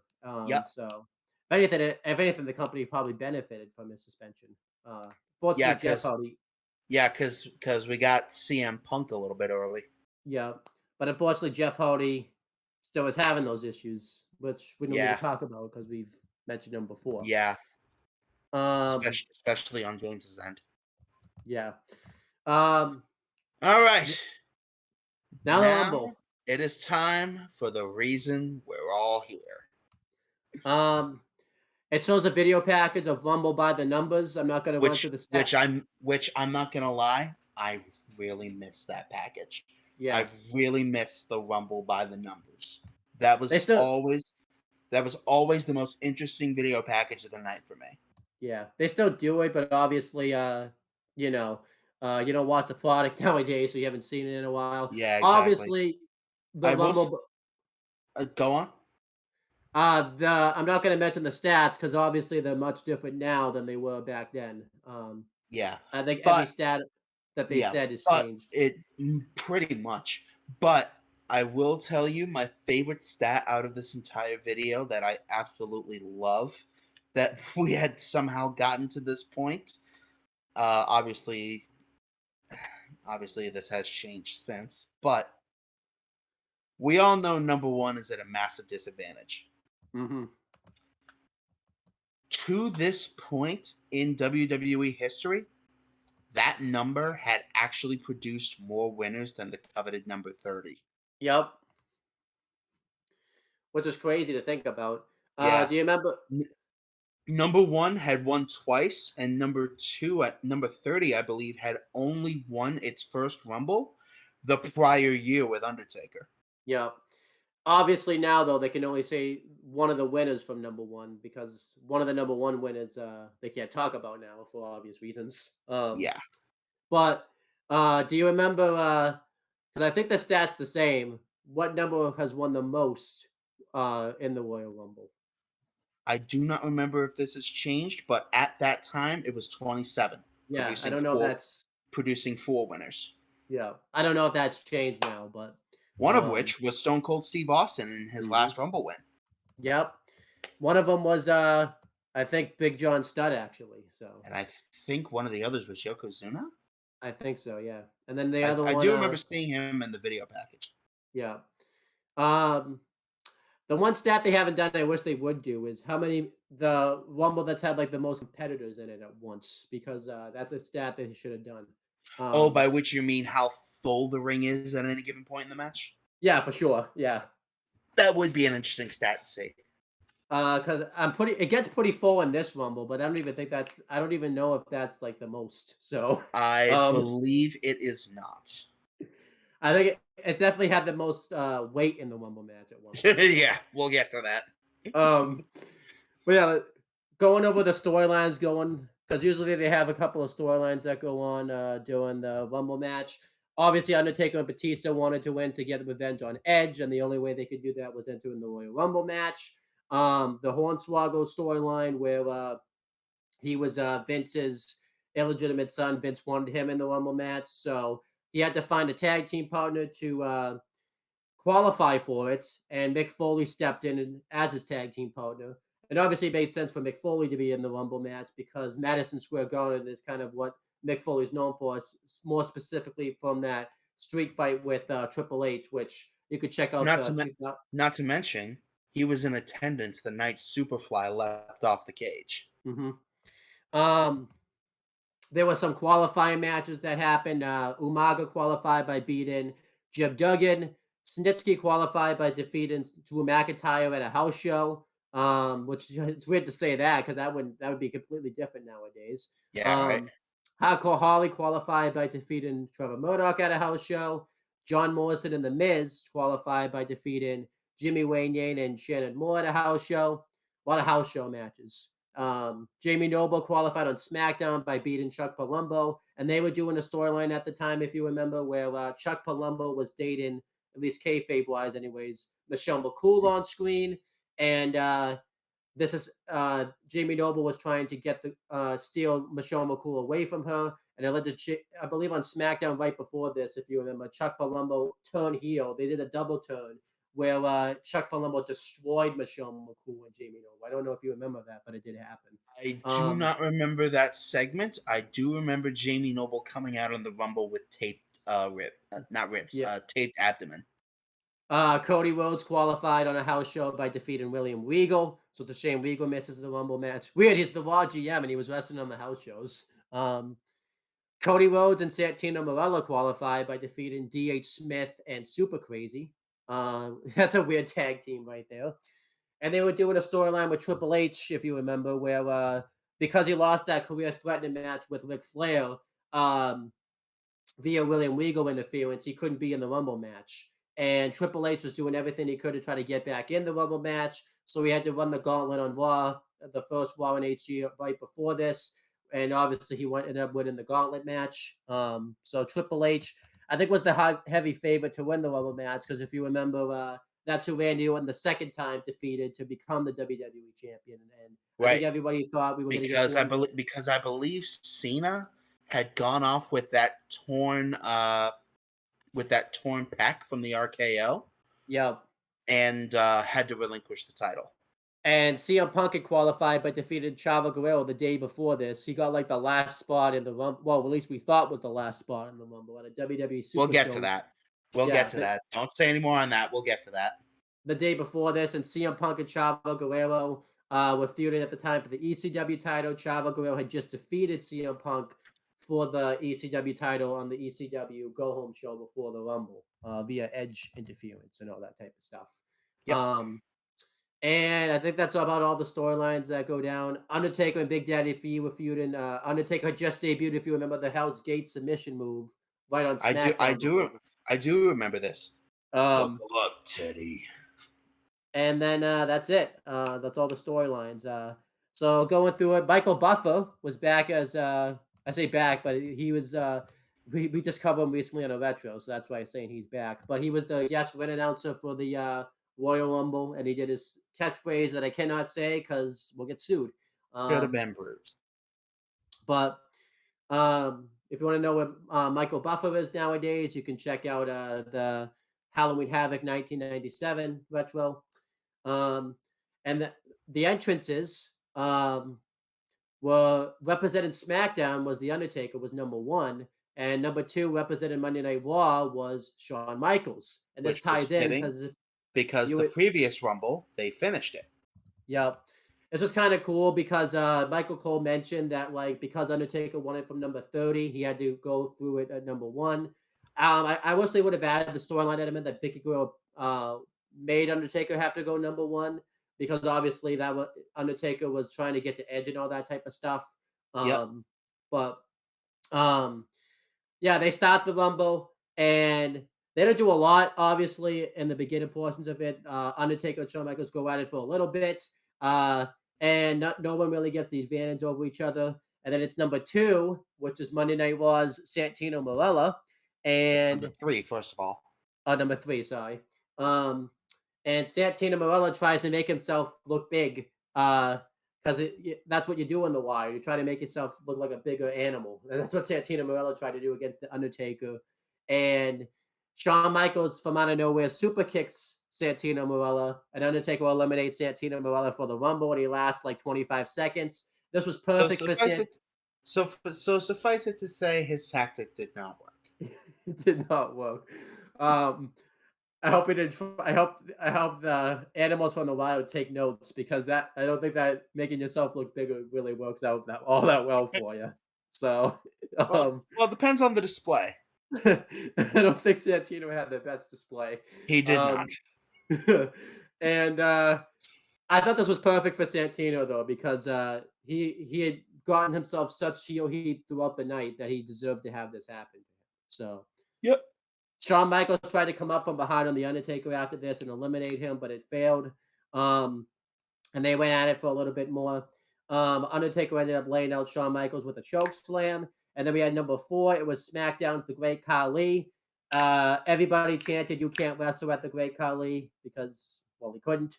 Not entirely his own fault. He was working on bad knees. Yeah. Because Mike has told us that if you watch The Great Khali's work in New Japan, he's actually like a hell of a wrestler because it's all obviously before he gets the bad knees and everything. I haven't seen it yet, but I'm not going to disagree. I'm not going to disagree with Mike when it comes to a stat like that, though. So yeah. But Undertaker and the Great Khali go at it for a little bit. The Great Khali hits a karate chop right to the Undertaker's head, and yeah, they just go at it for a bit. The Undertaker eventually ducks the chop, and he ends up eliminating the Great Khali by himself over the top rope. And Jonathan Coachman considered that an upset that the Great Khali was out so early. I wouldn't necessarily consider it an upset, but that's just me, considering the fact that it was Taker that eliminated him. So um, then Shawn Michaels tried to come up from behind on Taker, but Taker fought out of it. Then eventually we had number 5, which I believe was Monday Night Raw's Hardcore Holly, who was at the time one half of the World Tag Team Champions. Um, and this is very well known because Hardcore Holly does some vicious knee strikes onto Shawn Michaels, and this ended up busting him open. And Hardcore Holly had a very um, it was very well known in the industry that he it was very stiff, so it really didn't surprise anybody. And Shawn Michaels had to work basically like the rat. He was in the match with the busted up nose, so good on Shawn Michaels for that. Then we had Yeah. number 6. It was ECW's WWE Tag Team Champion John Morrison. If you're wondering why an ECW guy was holding the WWE tag titles, this was one of those times where ECW had some type of partnership with SmackDown where they Yeah, would go to each other's the shows. SmackDown ECW talent exchange. They would eventually do it with Raw. And I think they gave some BS reason for it, but let's be real, the reason they had to do this talent exchange is because I think they ran out of talent for ECW because everyone kept leaving. So they had to basically do this talent exchange. So That and SmackDown took ECW on tour with them anyway. So yeah. Um Next, what and John Morrison and Shawn Michaels went at it for a little bit. I thought they did some good stuff together because it's basically a younger version of Shawn Michaels. Um, then we had ECW's Tommy Dreamer, and this big was pop clearly meant. dreamer. I think, yeah, because it was in MSG and he's from New York. Um, Yonkers this is kind of a specifically. little bit. This is kind of a little bit of a burial. It was Joey Styles that said it, so I think. But basically, Joey Styles basically kind of accidentally buries the ECW title because he mentions on commentary that everybody else in this match will go after the WWE or World Heavyweight title, but if Tommy Dreamer wins, he's going after the ECW title. Way to make your brand's title not look even more meaningless than it already does. But I get what they were trying to go for there because Dreamer, lives and breathes ECW. But Yep. that's kind of a way to make your belt look bad by basically saying that every other talent in the match is going to go after the world of WWE title. Um, but yeah, Tommy Dreamer did really well in the match throughout the beginning portions of it. Then number 8 is SmackDown's Batista. Batista took out Tommy Dreamer with a spear, and he eliminated Tommy Dreamer, which he got booed for because obviously Tommy Dreamer was the hometown guy. And Yep. Batista and Taker went at it for a little bit, reigniting the feud from 2007. Um, and then number 9 was SmackDown's Hornswoggle, and Hornswoggle doesn't actually go into the match. He actually hides underneath the ring. There's a bit in the match, by the way, where the commentators mentioned that like Jerry Lawler, Taz, and everybody else had been in the Rumble match. And Joey Styles actually throws him to the coach, says, "Coach, you were in the Rumble match, but nobody else remembers that because I think his stint in the Rumble that time was like so short that no one remembers it." So it was Yeah. pretty funny. Um, and then number t- number 10 was SmackDown's Chuck Palumbo. Um, and he does some pretty decent stuff in the match. Number 11 is SmackDown's Jamie Noble. He And he, makes like a I said, he had his beeline abdomen for the all taped biker. up from the beatdown with Chuck Palumbo on SmackDown. Yep. He makes And a beeline for the biker. yep.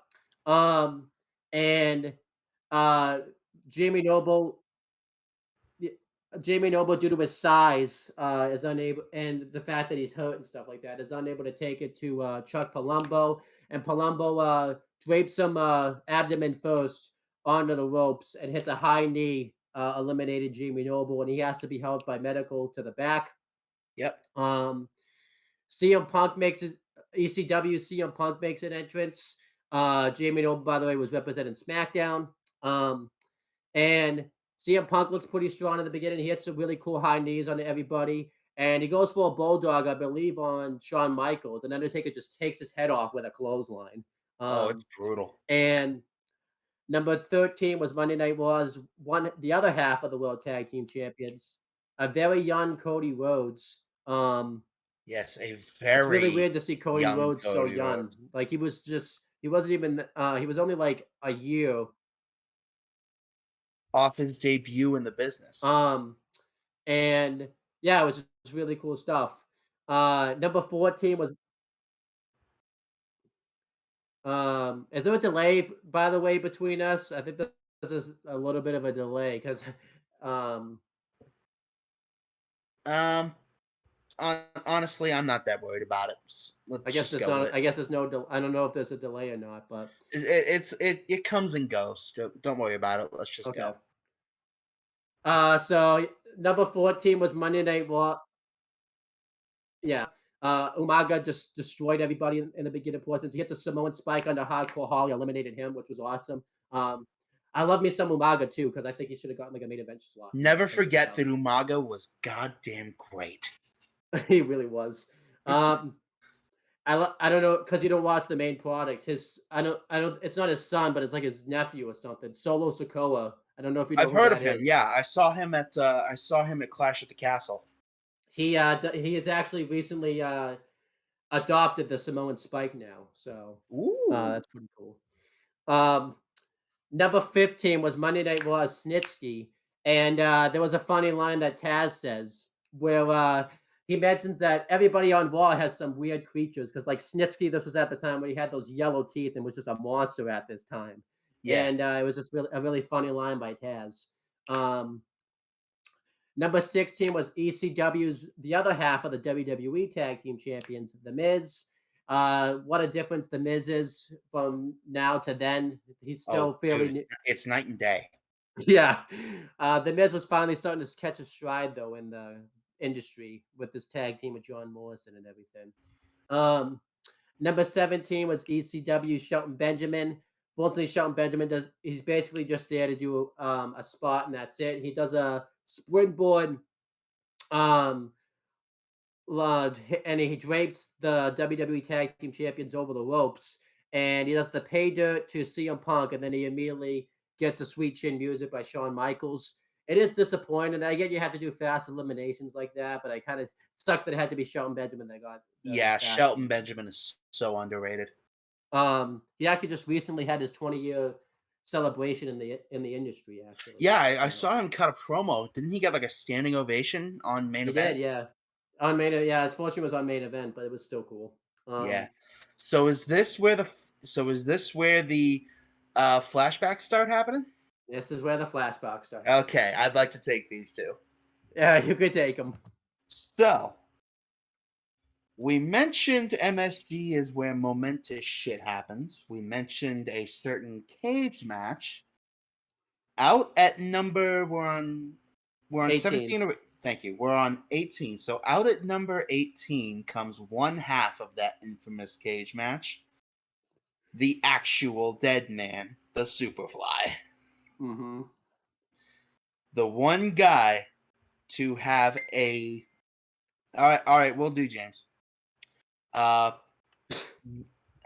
We basically got one half of the cage match that made Mick Foley who he is. Yep. And the one guy to have a reverse WrestleMania streak. Meaning I don't think he ever won at WrestleMania. Not to my knowledge. But he certainly had his fair share of memorable moments. So he comes out, starts delivering headbutts and chops to just about everybody in the ring. It's a good little nostalgia pop, but it is hardly the only one because the 90 seconds go by and man, they fly by during a good Rumble match like this. So those 90 seconds fly by, and the next time you hear the buzzer, the drum corps, and the bagpipes. And here comes the rowdy one. Jerry the King Lawler shouts that he's having flashbacks. And I gotta tell you, the first time I saw this match and saw this happen, I was having flashbacks that weren't even mine. Because if you remember the infamous moment when Piper smashes Superfly Jimmy Snuka off the head, which I recently found out was a real coconut. Like I think there was a prop coconut and a real one, and Piper, of course, used the real coconut on Superfly Jimmy Snuka. Shows you how tough Snuka is, though, that he wasn't knocked the hell out on contact. I know. So Wait. Snuka finally takes notice of Piper right as he's on the apron, and the sheer amount of "oh fuck me" in his face is just priceless. And I love what the rest of the talent in the ring did, because it was as if time stopped for these two legends to get it on one more time. Nobody in the ring is moving a goddamn muscle as they watch Piper and Snuka go at it. My favorite reaction is CM Punk is just aghast. Because remember, there's a point where the match continues, and CM Punk, I think, is just so shell shocked he forgets to sell what had been done to him. That's how stunned he is. So all is going well until who eliminates Snuka and Piper? So next SmackDown's Kane comes out. I don't think I need to say this, but obviously Snuka or Piper weren't represented any brands or anything. Yeah, no, they were the two nostalgia. Well, and two of the three. Let's be honest there. Kane comes out and Snuka and Piper are walking up towards the ropes, and Kane just eliminates Snuka and Piper. I think that was actually the best option to eliminate Snuka and Piper. Just someone honestly, who doesn't give it. I'm just sad that the commentators either chose not to or didn't have enough time to mention that Snuka was Undertaker's first WrestleMania victim. Yeah, because if you remember, Undertaker actually does a headbutt, and I think of a way for Undertaker to thank Snuka for actually getting the streak, or not started, and getting Undertaker kind of started in the business. He actually allows Snuka to no sell the headbutt, and actually not just sell the headbutt. He actually does a great job of really putting over Snuka when he gets the headbutt. So some eliminations that have happened before this, though, that I didn't make mention of is CM Punk, when he came in, I believe it had already happened, hits a high knee onto Chuck Palumbo, which eliminated him.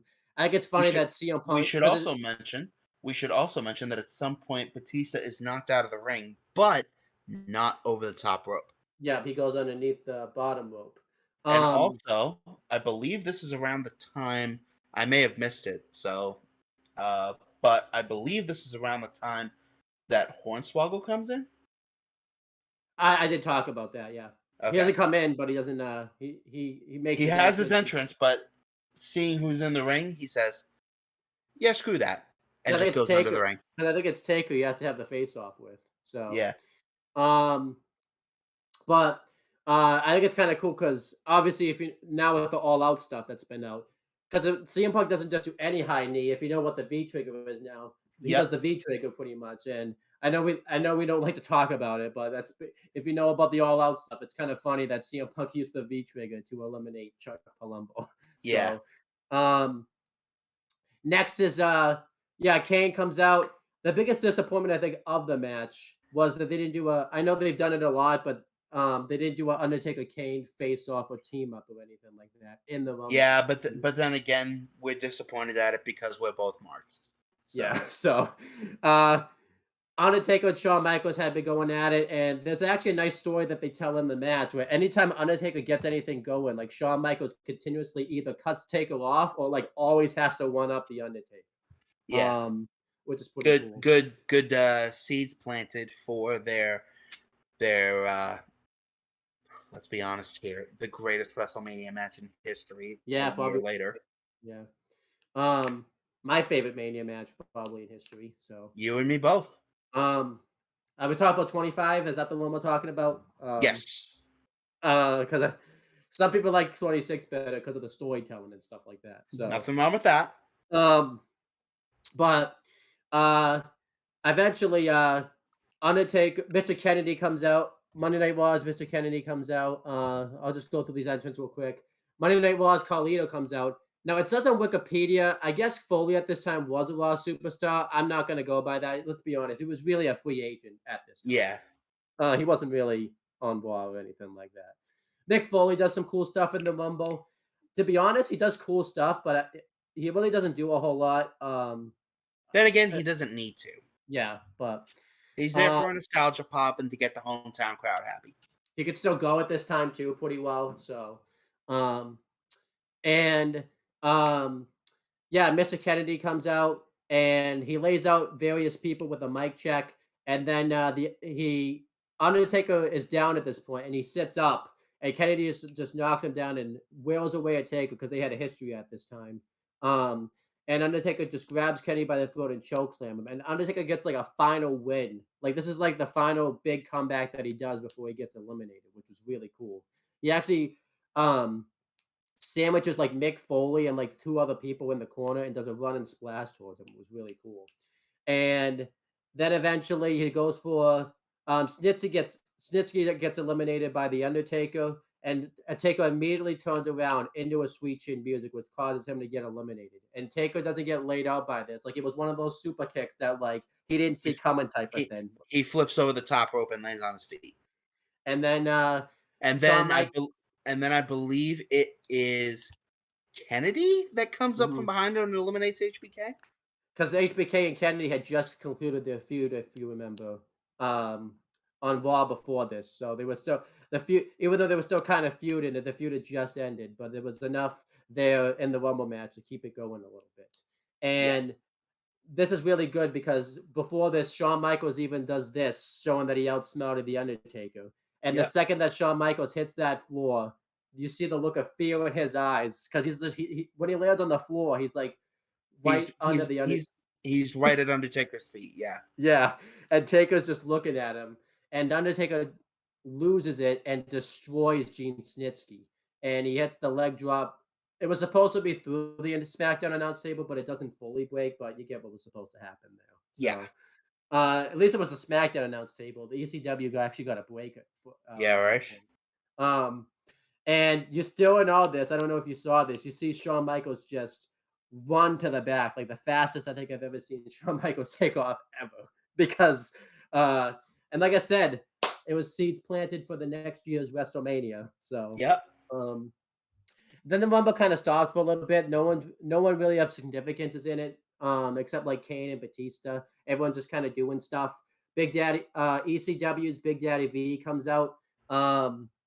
And then doing this, Hornswoggle comes up from under the ring and eliminates The Miz, which, again, it's just funny to see where The Miz is because, I mean, maybe, but The Miz would not have had that happen to him today. Maybe he would have, but that just shows how good The Miz is. That the fact that you could do that to him and he comes out looking pretty well from it. Then next, SmackDown's Mark Henry comes out, and if you remember, they were kind of doing a little bit of an alliance with Mark Henry, Big Daddy V at this time. That never really went well. And then we had ECW's ECW champion Chavo Guerrero out there. So if you're not burying ECW enough, the fact that ECW, the champion, is in the Rumble match, I think is a big of a problem right there. That just shows you that they think that title is nothing more than just a mid-card belt at this point. I wonder what would have happened if Chavo won. Would he just pick if he just picked himself to challenge? You know he would have made it work. Yeah.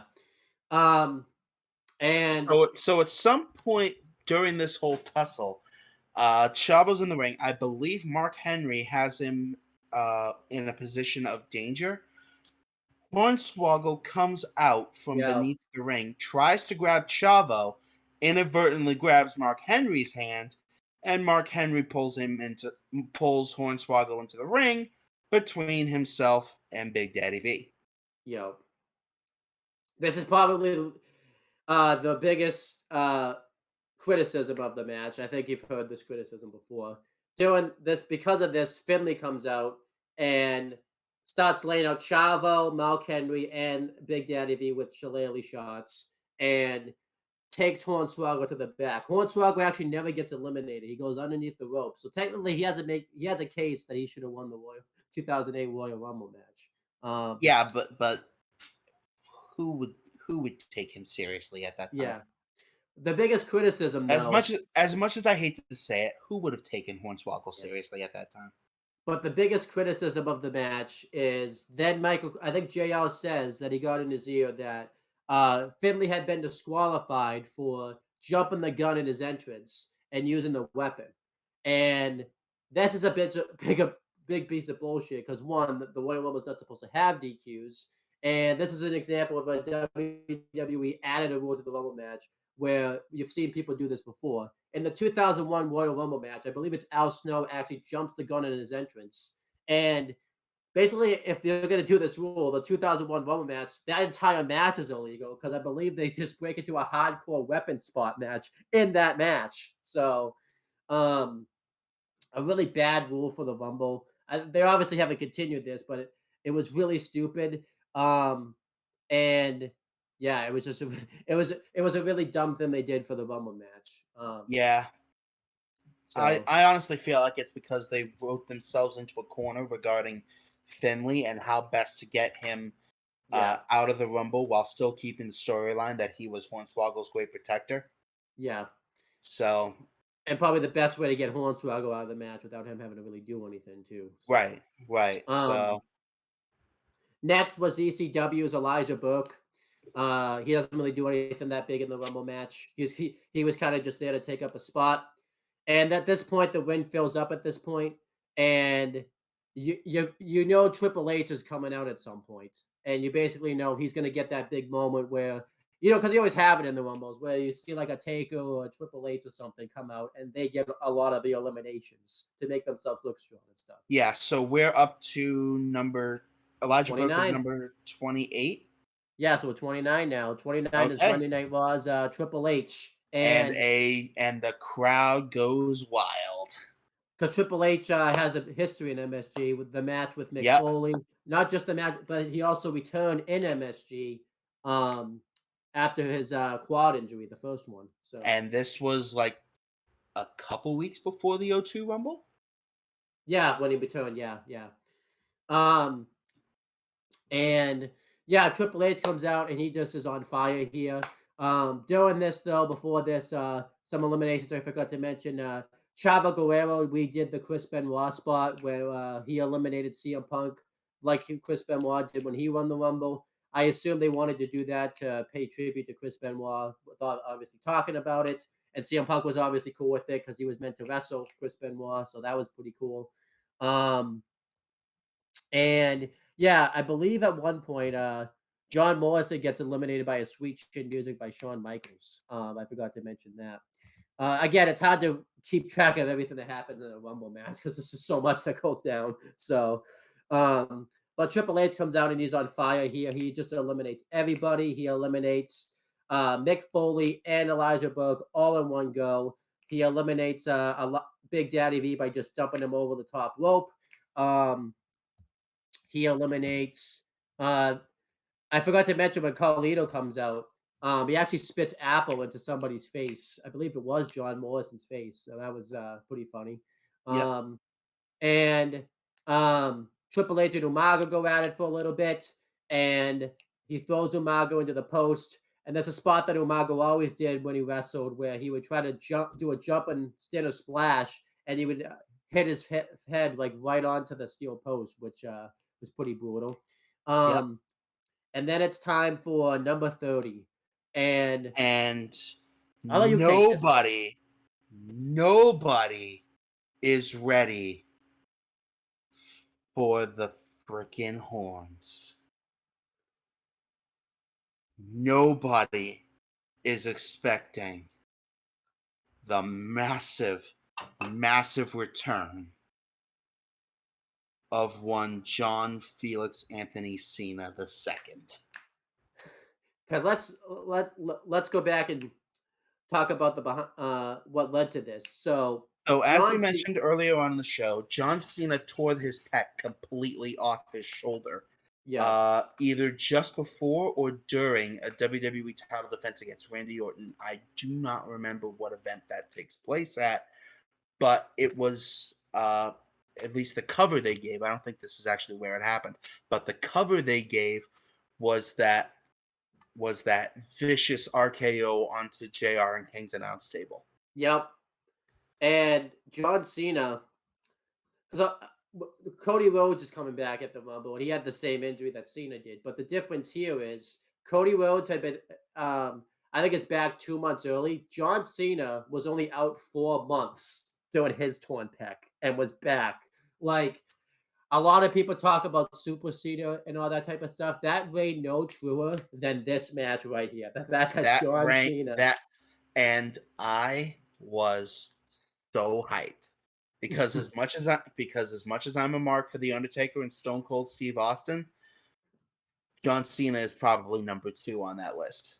Yeah, which is You weird get because I have to know because I always forget. I hate to age you here that you're like in your 30s. So how old were you when this event took place? I was 17 and a little over a half. So you were probably the only adult fan. Obviously, everyone marked out because they didn't Or expect it. close to it. Yeah, that like loved John Cena at this Oh, time. dude, you put John Cena on your wrestling show, and at some point down the line, you were going to get my eyeballs. So did you watch the last match the one match he had in 2022 last year then? Because he I was have on not. I have not yet. it. But yeah, so John Cena returned, and that place erupted when John Cena Dude, returned. you talk about tearing the roof off the joint. Woo-hoo. And before he got in the ring, he locked eyes with Triple H. You could read his lips, but you saw it through his gestures as well. He said, "You, me, it's go time." Off comes the shirt, and in he goes to the ring, and he just starts cleaning house. And he eliminates Mark Henry right off the bat, Carlito right off the bat. And John Cena and Triple H just start walking with each other. They exchange rights and left hands with each other and stuff like that. And I think this is when he does get booed a little bit at once he kind of gets in the match a little bit. But the crowd don't fully ever really turn on him because they're just so shocked to see him back. Yeah. And eventually Triple H eliminates Umaga. I thought it was cool that Umaga lasted. He basically long as he lasted did. for like the last 5. And it's down to the final 4. It's Triple H, Batista, John Cena, and Kane. And Batista and Triple H eliminate Kane, Shades of the World Evolution days. Now, if you want to know why Batista had to go underneath the ring, I don't know if you know this, so I'm just going to tell you now. It came out during the pandemic. He did like an interview that he suffered from asthma attacks. Obviously not while wrestling, but he had asthma at the time. So there would be times where they would hide inhalers and stuff under the ring so he could take them. I'm just guessing here that was probably what was going on because he had been in the Rumble match at that point for about 40 minutes. So he probably needed to take a little bit of a breather at that time. But I'm just guessing here. That was the case. Wouldn't shock me. Wrestling is a highly physical sport. You kind of need to be able to breathe. And then it's down to the final 3. It's John Cena, Batista, and Triple H. And it's probably like one of the best like final 3 you'll see in a Rumble. Batista does the thumbs up, thumbs down thing. Right to Triple H too. A call back to when he turned on Evolution. Yep. And he yells, "Come on!" John Cena does "You Can't See Me," and Triple H does the DX chop. So everybody and starts off we go. Everybody starts going at it. Batista hits a spine buster onto Cena. He goes for a Batista bomb on Triple H, but he counters it, and Triple H hits a face buster and clotheslines Batista out of the match. And then it's down to the final two, John Cena and Triple H. And I think it showed, because the commentators make sure to mention this, the respect that Triple H had for John Cena, because he easily could have gone right after John Cena, right after he eliminated him and stuff, but Yep. chose not to. And they go at it, and they both do the double down spot where they clothesline each other. They both try to eliminate each other. Triple H tries to pick Cena up in a power slam position and eliminate Cena. Cena tries to do a clothesline. Triple H holds on, and eventually Cena goes for the what was called the FU at the time. Yep. Triple H counters it. He goes for a pedigree, and then Cena counters it into an FU, and FU's Triple H out of the Royal Rumble and wins the 2008 Royal Rumble match. And now he joins a very short list, actually, I believe, of one of only two superstars to win the Royal Rumble match in the number 30 position. Undertaker the year prior, and John Cena at number 30 that year. Yep. And The first of two Rumbles for Mr. John Felix Anthony Cena. And yeah, it's a hell of a way to end the Rumble match. I thought it was awesome. Yeah. I mean, obviously Cena had to win at that point, obviously, because you can't just win somebody With like that, that. with that much momentum from his reaction, there is no way. Yeah.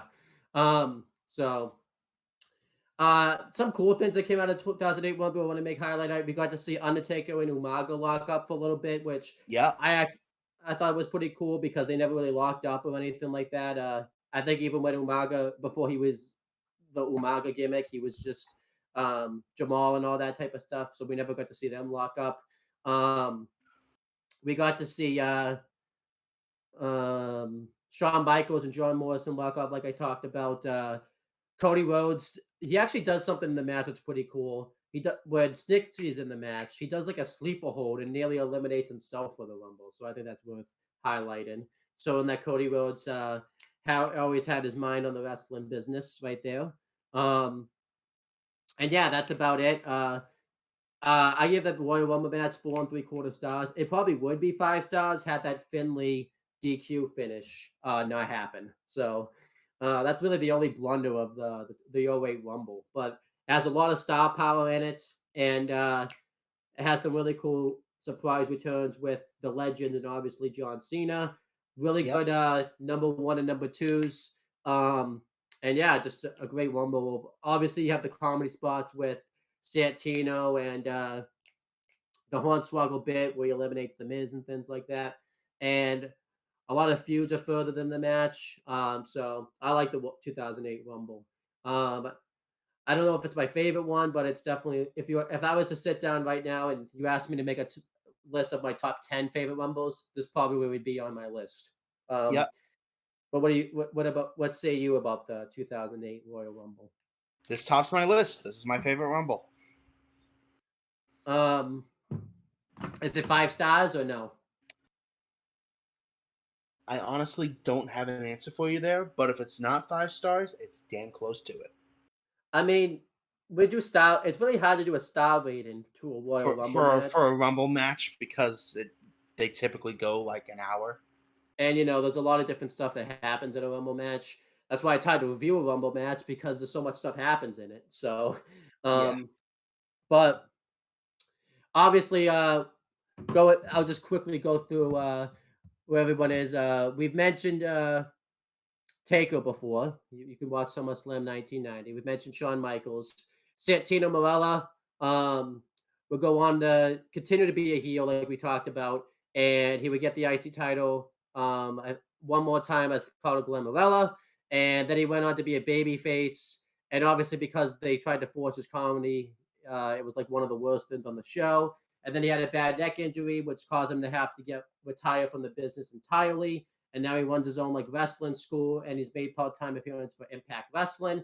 He just recently made an appearance where he's going to be like the director of chaos or something in Impact now. He's basically an authority figure now. They just have a special title for it.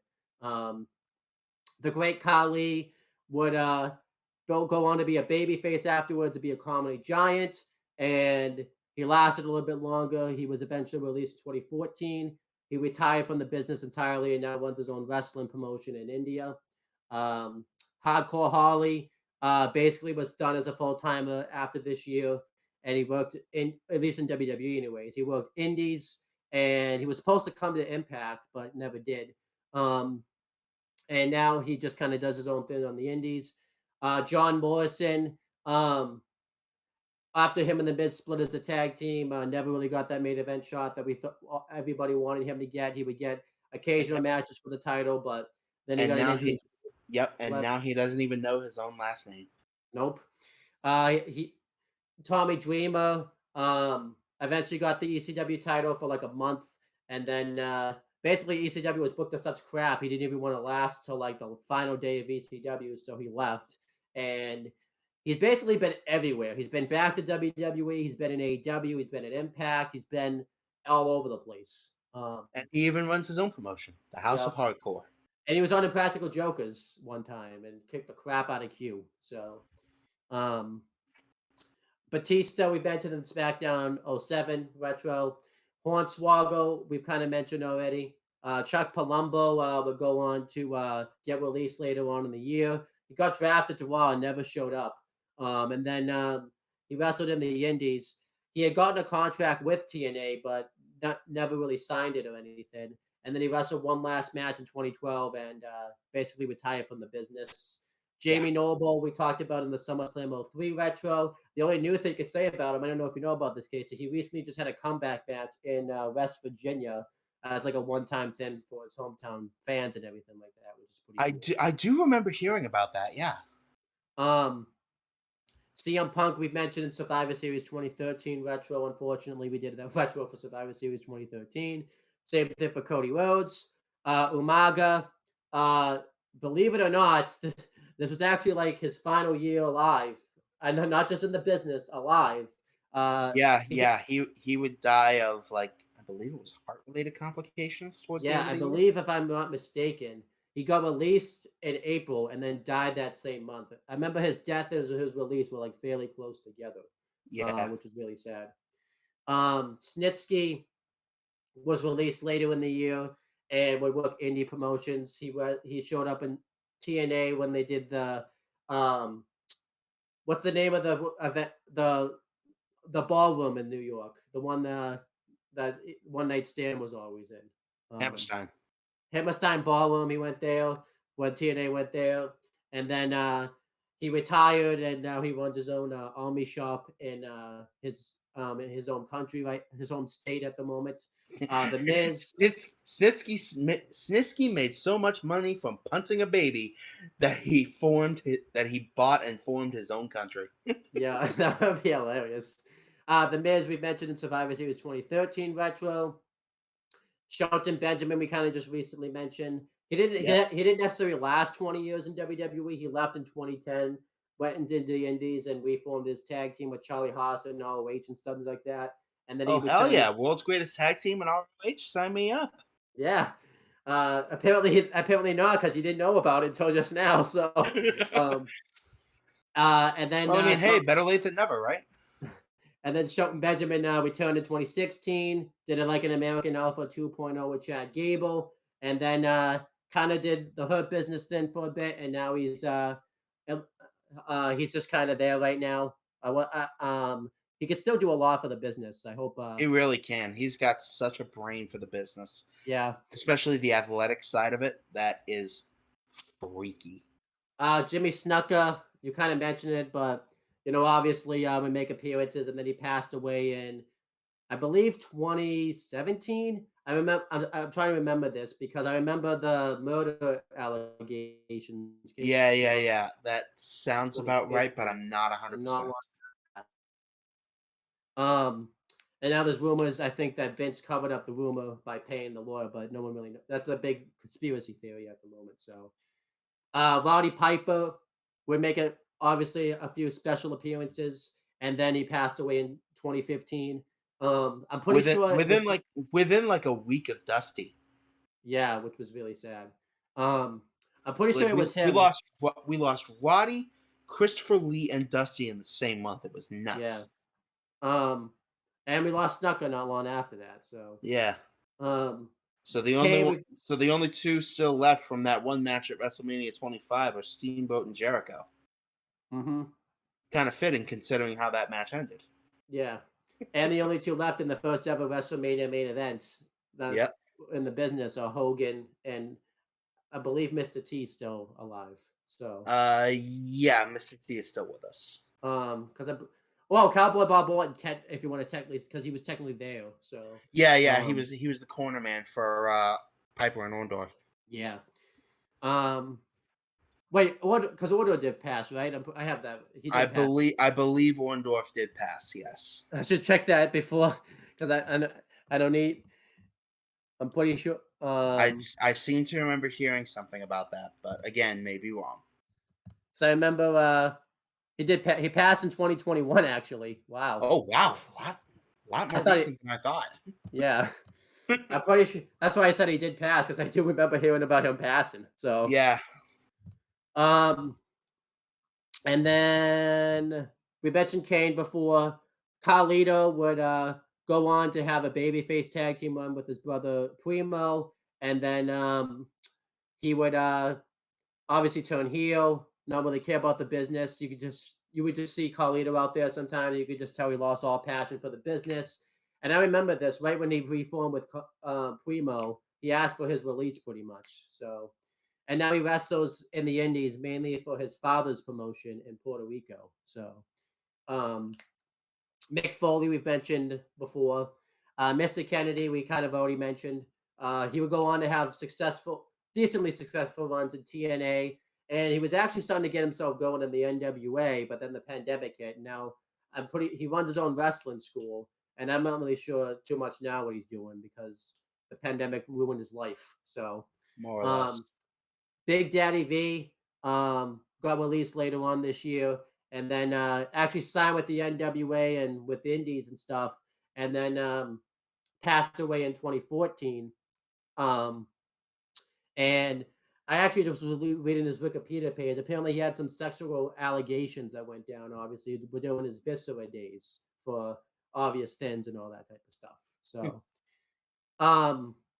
Mark Henry would He really liked Viagra. So there you go. Yeah. Mark Henry will go on in 2011 to have the Hall of Pain run. And then after that, he kind of just floundered for a while. He eventually retired as a wrestler in 2016 and stayed with the company and then left in 2021 and signed with AEW. And all we could say about Mark Henry now is it's time for the main event. The main event. It does kind of suck that that's all he really has done in AEW because he was meant to be on commentary, but obviously Chris Jericho kind of ruined that. Yeah, I mean that's not completely his fault, but he did kind of suck at it. Yeah. Chavo Guerrero would later on lose the ECW championship in 8 seconds to Kane, the only ECW title match that's ever happened at a WrestleMania, and he would kind of just have. That's really all. He really didn't do all that much afterwards in WWE. He was in a bad feud with Hornswoggle where he got embarrassed every week afterwards and stuff. And then he really didn't do all that much. And then he got released in 2011. And he basically worked the Indies. He went to TNA in 2012. And he was a big part of Lucha Underground, mainly the producing side of it. And he was a big part of Glow. Not obviously the wrestling, but he would help train the actors on Glow to do the wrestling bits and stuff like that. And I'm not really sure what he's doing. He was just in AEW recently, actually, as a manager for Andrade. And then he was thrown out. And actually, I don't know if you know about this because he was released from AEW and was never told about it. I think it was he found about it the same way online, like everybody else does. And he showed up last year at Supercard of Honor in the corner of Bandito during the match with Jonathan Gresham for the ROH title. And that's the last thing I heard about him. So, Finlay would be an agent after being the wrestler and everything, would become an agent backstage in 2010. And he got released during the pandemic. And I don't really know what he's doing now. I think he's just chilling. God knows he's earned the right to chill. Huh? God knows he's earned the right to chill. I know, especially with those matches that he had with William Regal and all that type of stuff. Actually, you know what? Who the hell are we kidding? He's probably instigating bar fights somewhere in Belfast. um, He loves to fight. Elijah Burke would get released, I believe, like right after WrestleMania 24, and then would go to TNA in 2010. Had a pretty disappointed run in TNA. He was meant to win the title, but then didn't win the title because TNA was really dumb in 2010. And then he just kind of really didn't do much in TNA in 2010 and going into 2012. And then he was released and he disappeared from the business entirely up until NWA started up. And NWA made the same mistake TNA did because he's there and doesn't do anything. He shows up occasionally and gets beat the crap out of by people like Trevor Murdoch for some reason because they think Trevor Murdoch is worth more money than Elijah Burke. And if you think that, you don't belong in the wrestling business. So, just my opinion, anyways. Triple H we've mentioned before, and since you're a John Cena boy, why don't you mention what John Cena's been up to since the 2008 Royal Rumble? Because it kind of writes itself. He tied Ric Flair's record. We more or less got through the Cena wins lull years, the U.S. Invitational, all that other good stuff. Still up, Papa rating, free agent, measuring stick, gauge the best, hustle, Yeah. loyalty, respect, and then he got killed by a clown. He did. And then we emerged. But I mean, we were going to talk about this when we did the John Cena video. We might still do it someday. I still think that we should really appreciate that U.S. title open challenge he did every week because that was John Cena's last full time stint as a wrestler, if you think about it. So It really was. Um, but anyhow, we have to do all these Royal Rumble retros, and I'm gonna have to do that for every single person in a Rumble match. That's gonna be freaking terrible. Yeah, thank God. Thank God this is the only one I'm sitting in on. Hey, James might force you to sit in the Rumble 2000 retros. So, but anyhow, He can try. we have to do letter grades for the 2008 Royal Rumble. We'll start with you since you picked it. What is your final letter grade for the 2008 Royal Rumble? I'm gonna say a solid A show all around. Yeah, I think I would agree with that. Not a bad match on the show. The only like real criticism of the show is probably the finish to the Chris Jericho JBL match. And you could make the argument the Playboy segment, but like I said before, had Santino not been there, that segment would have not been that good. So That segment would have died a death. but yeah, so I'm gonna agree. I'm gonna go solid A show. It's probably one of the best Rumble pay-per-views from top to bottom you'll ever see.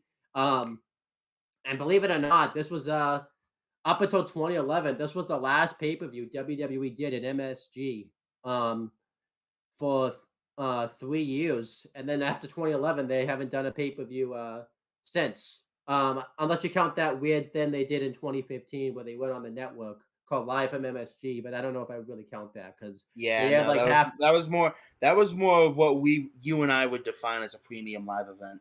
Yeah, and they had like half the show. They didn't even hear like the whole show either. So Yeah. but anyhow, solid A show. And now we're gonna do another show that took place in Madison Square Garden, Rumble 2000, which was 8 years prior to this show, and it's gonna be interesting. I do kind of wish that we did Rumble 07 this year instead, just to see what the show would look like with it not in HD versus the company in HD. Because I wonder what that's obviously a big difference. So, Well, but be a video to do for I future. forgot that this was the first pay per view that went HD.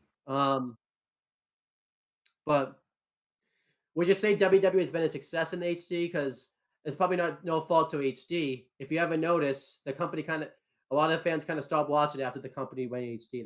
That has to send some type of sign. Or I wonder if that's just more of a coincidence than anything else. So, in terms of and I forgot. in terms of linking the two, it's probably more of a coincidence than anything else.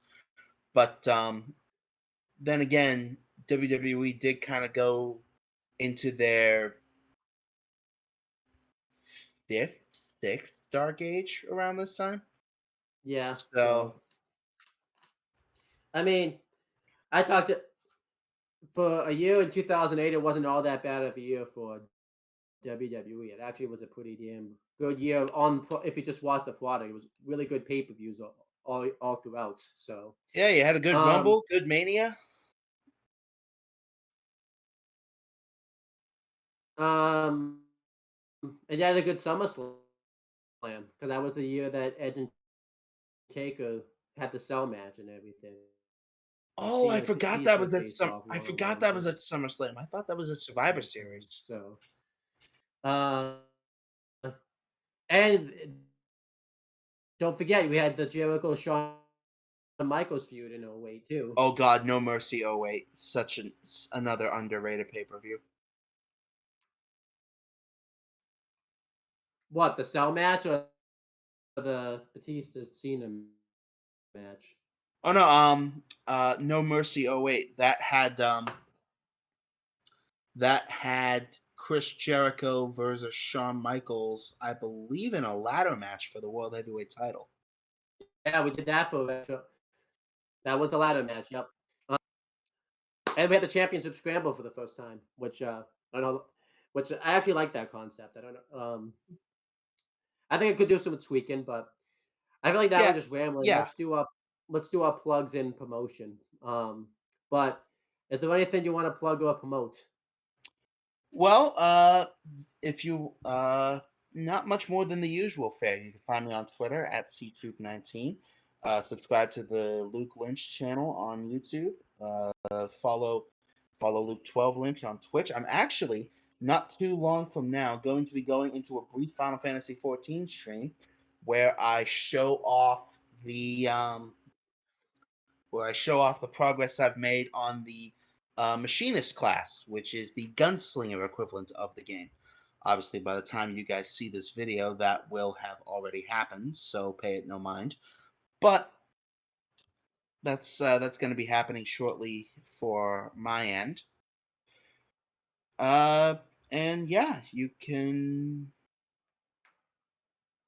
probably find me.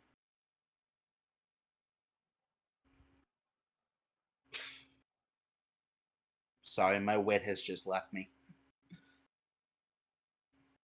Do you want me to do it?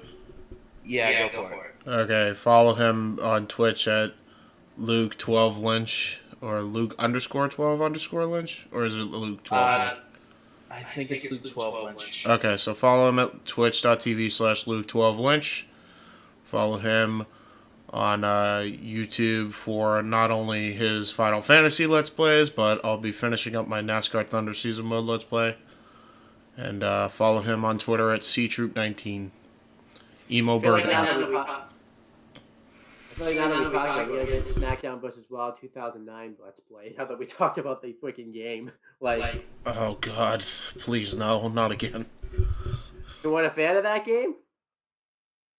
No, it was compared to all the other wrestling games I played. It wasn't my first. It was my third, and the third was not as good as the first, and it wasn't as good as the last. Although it's better than most 2K games.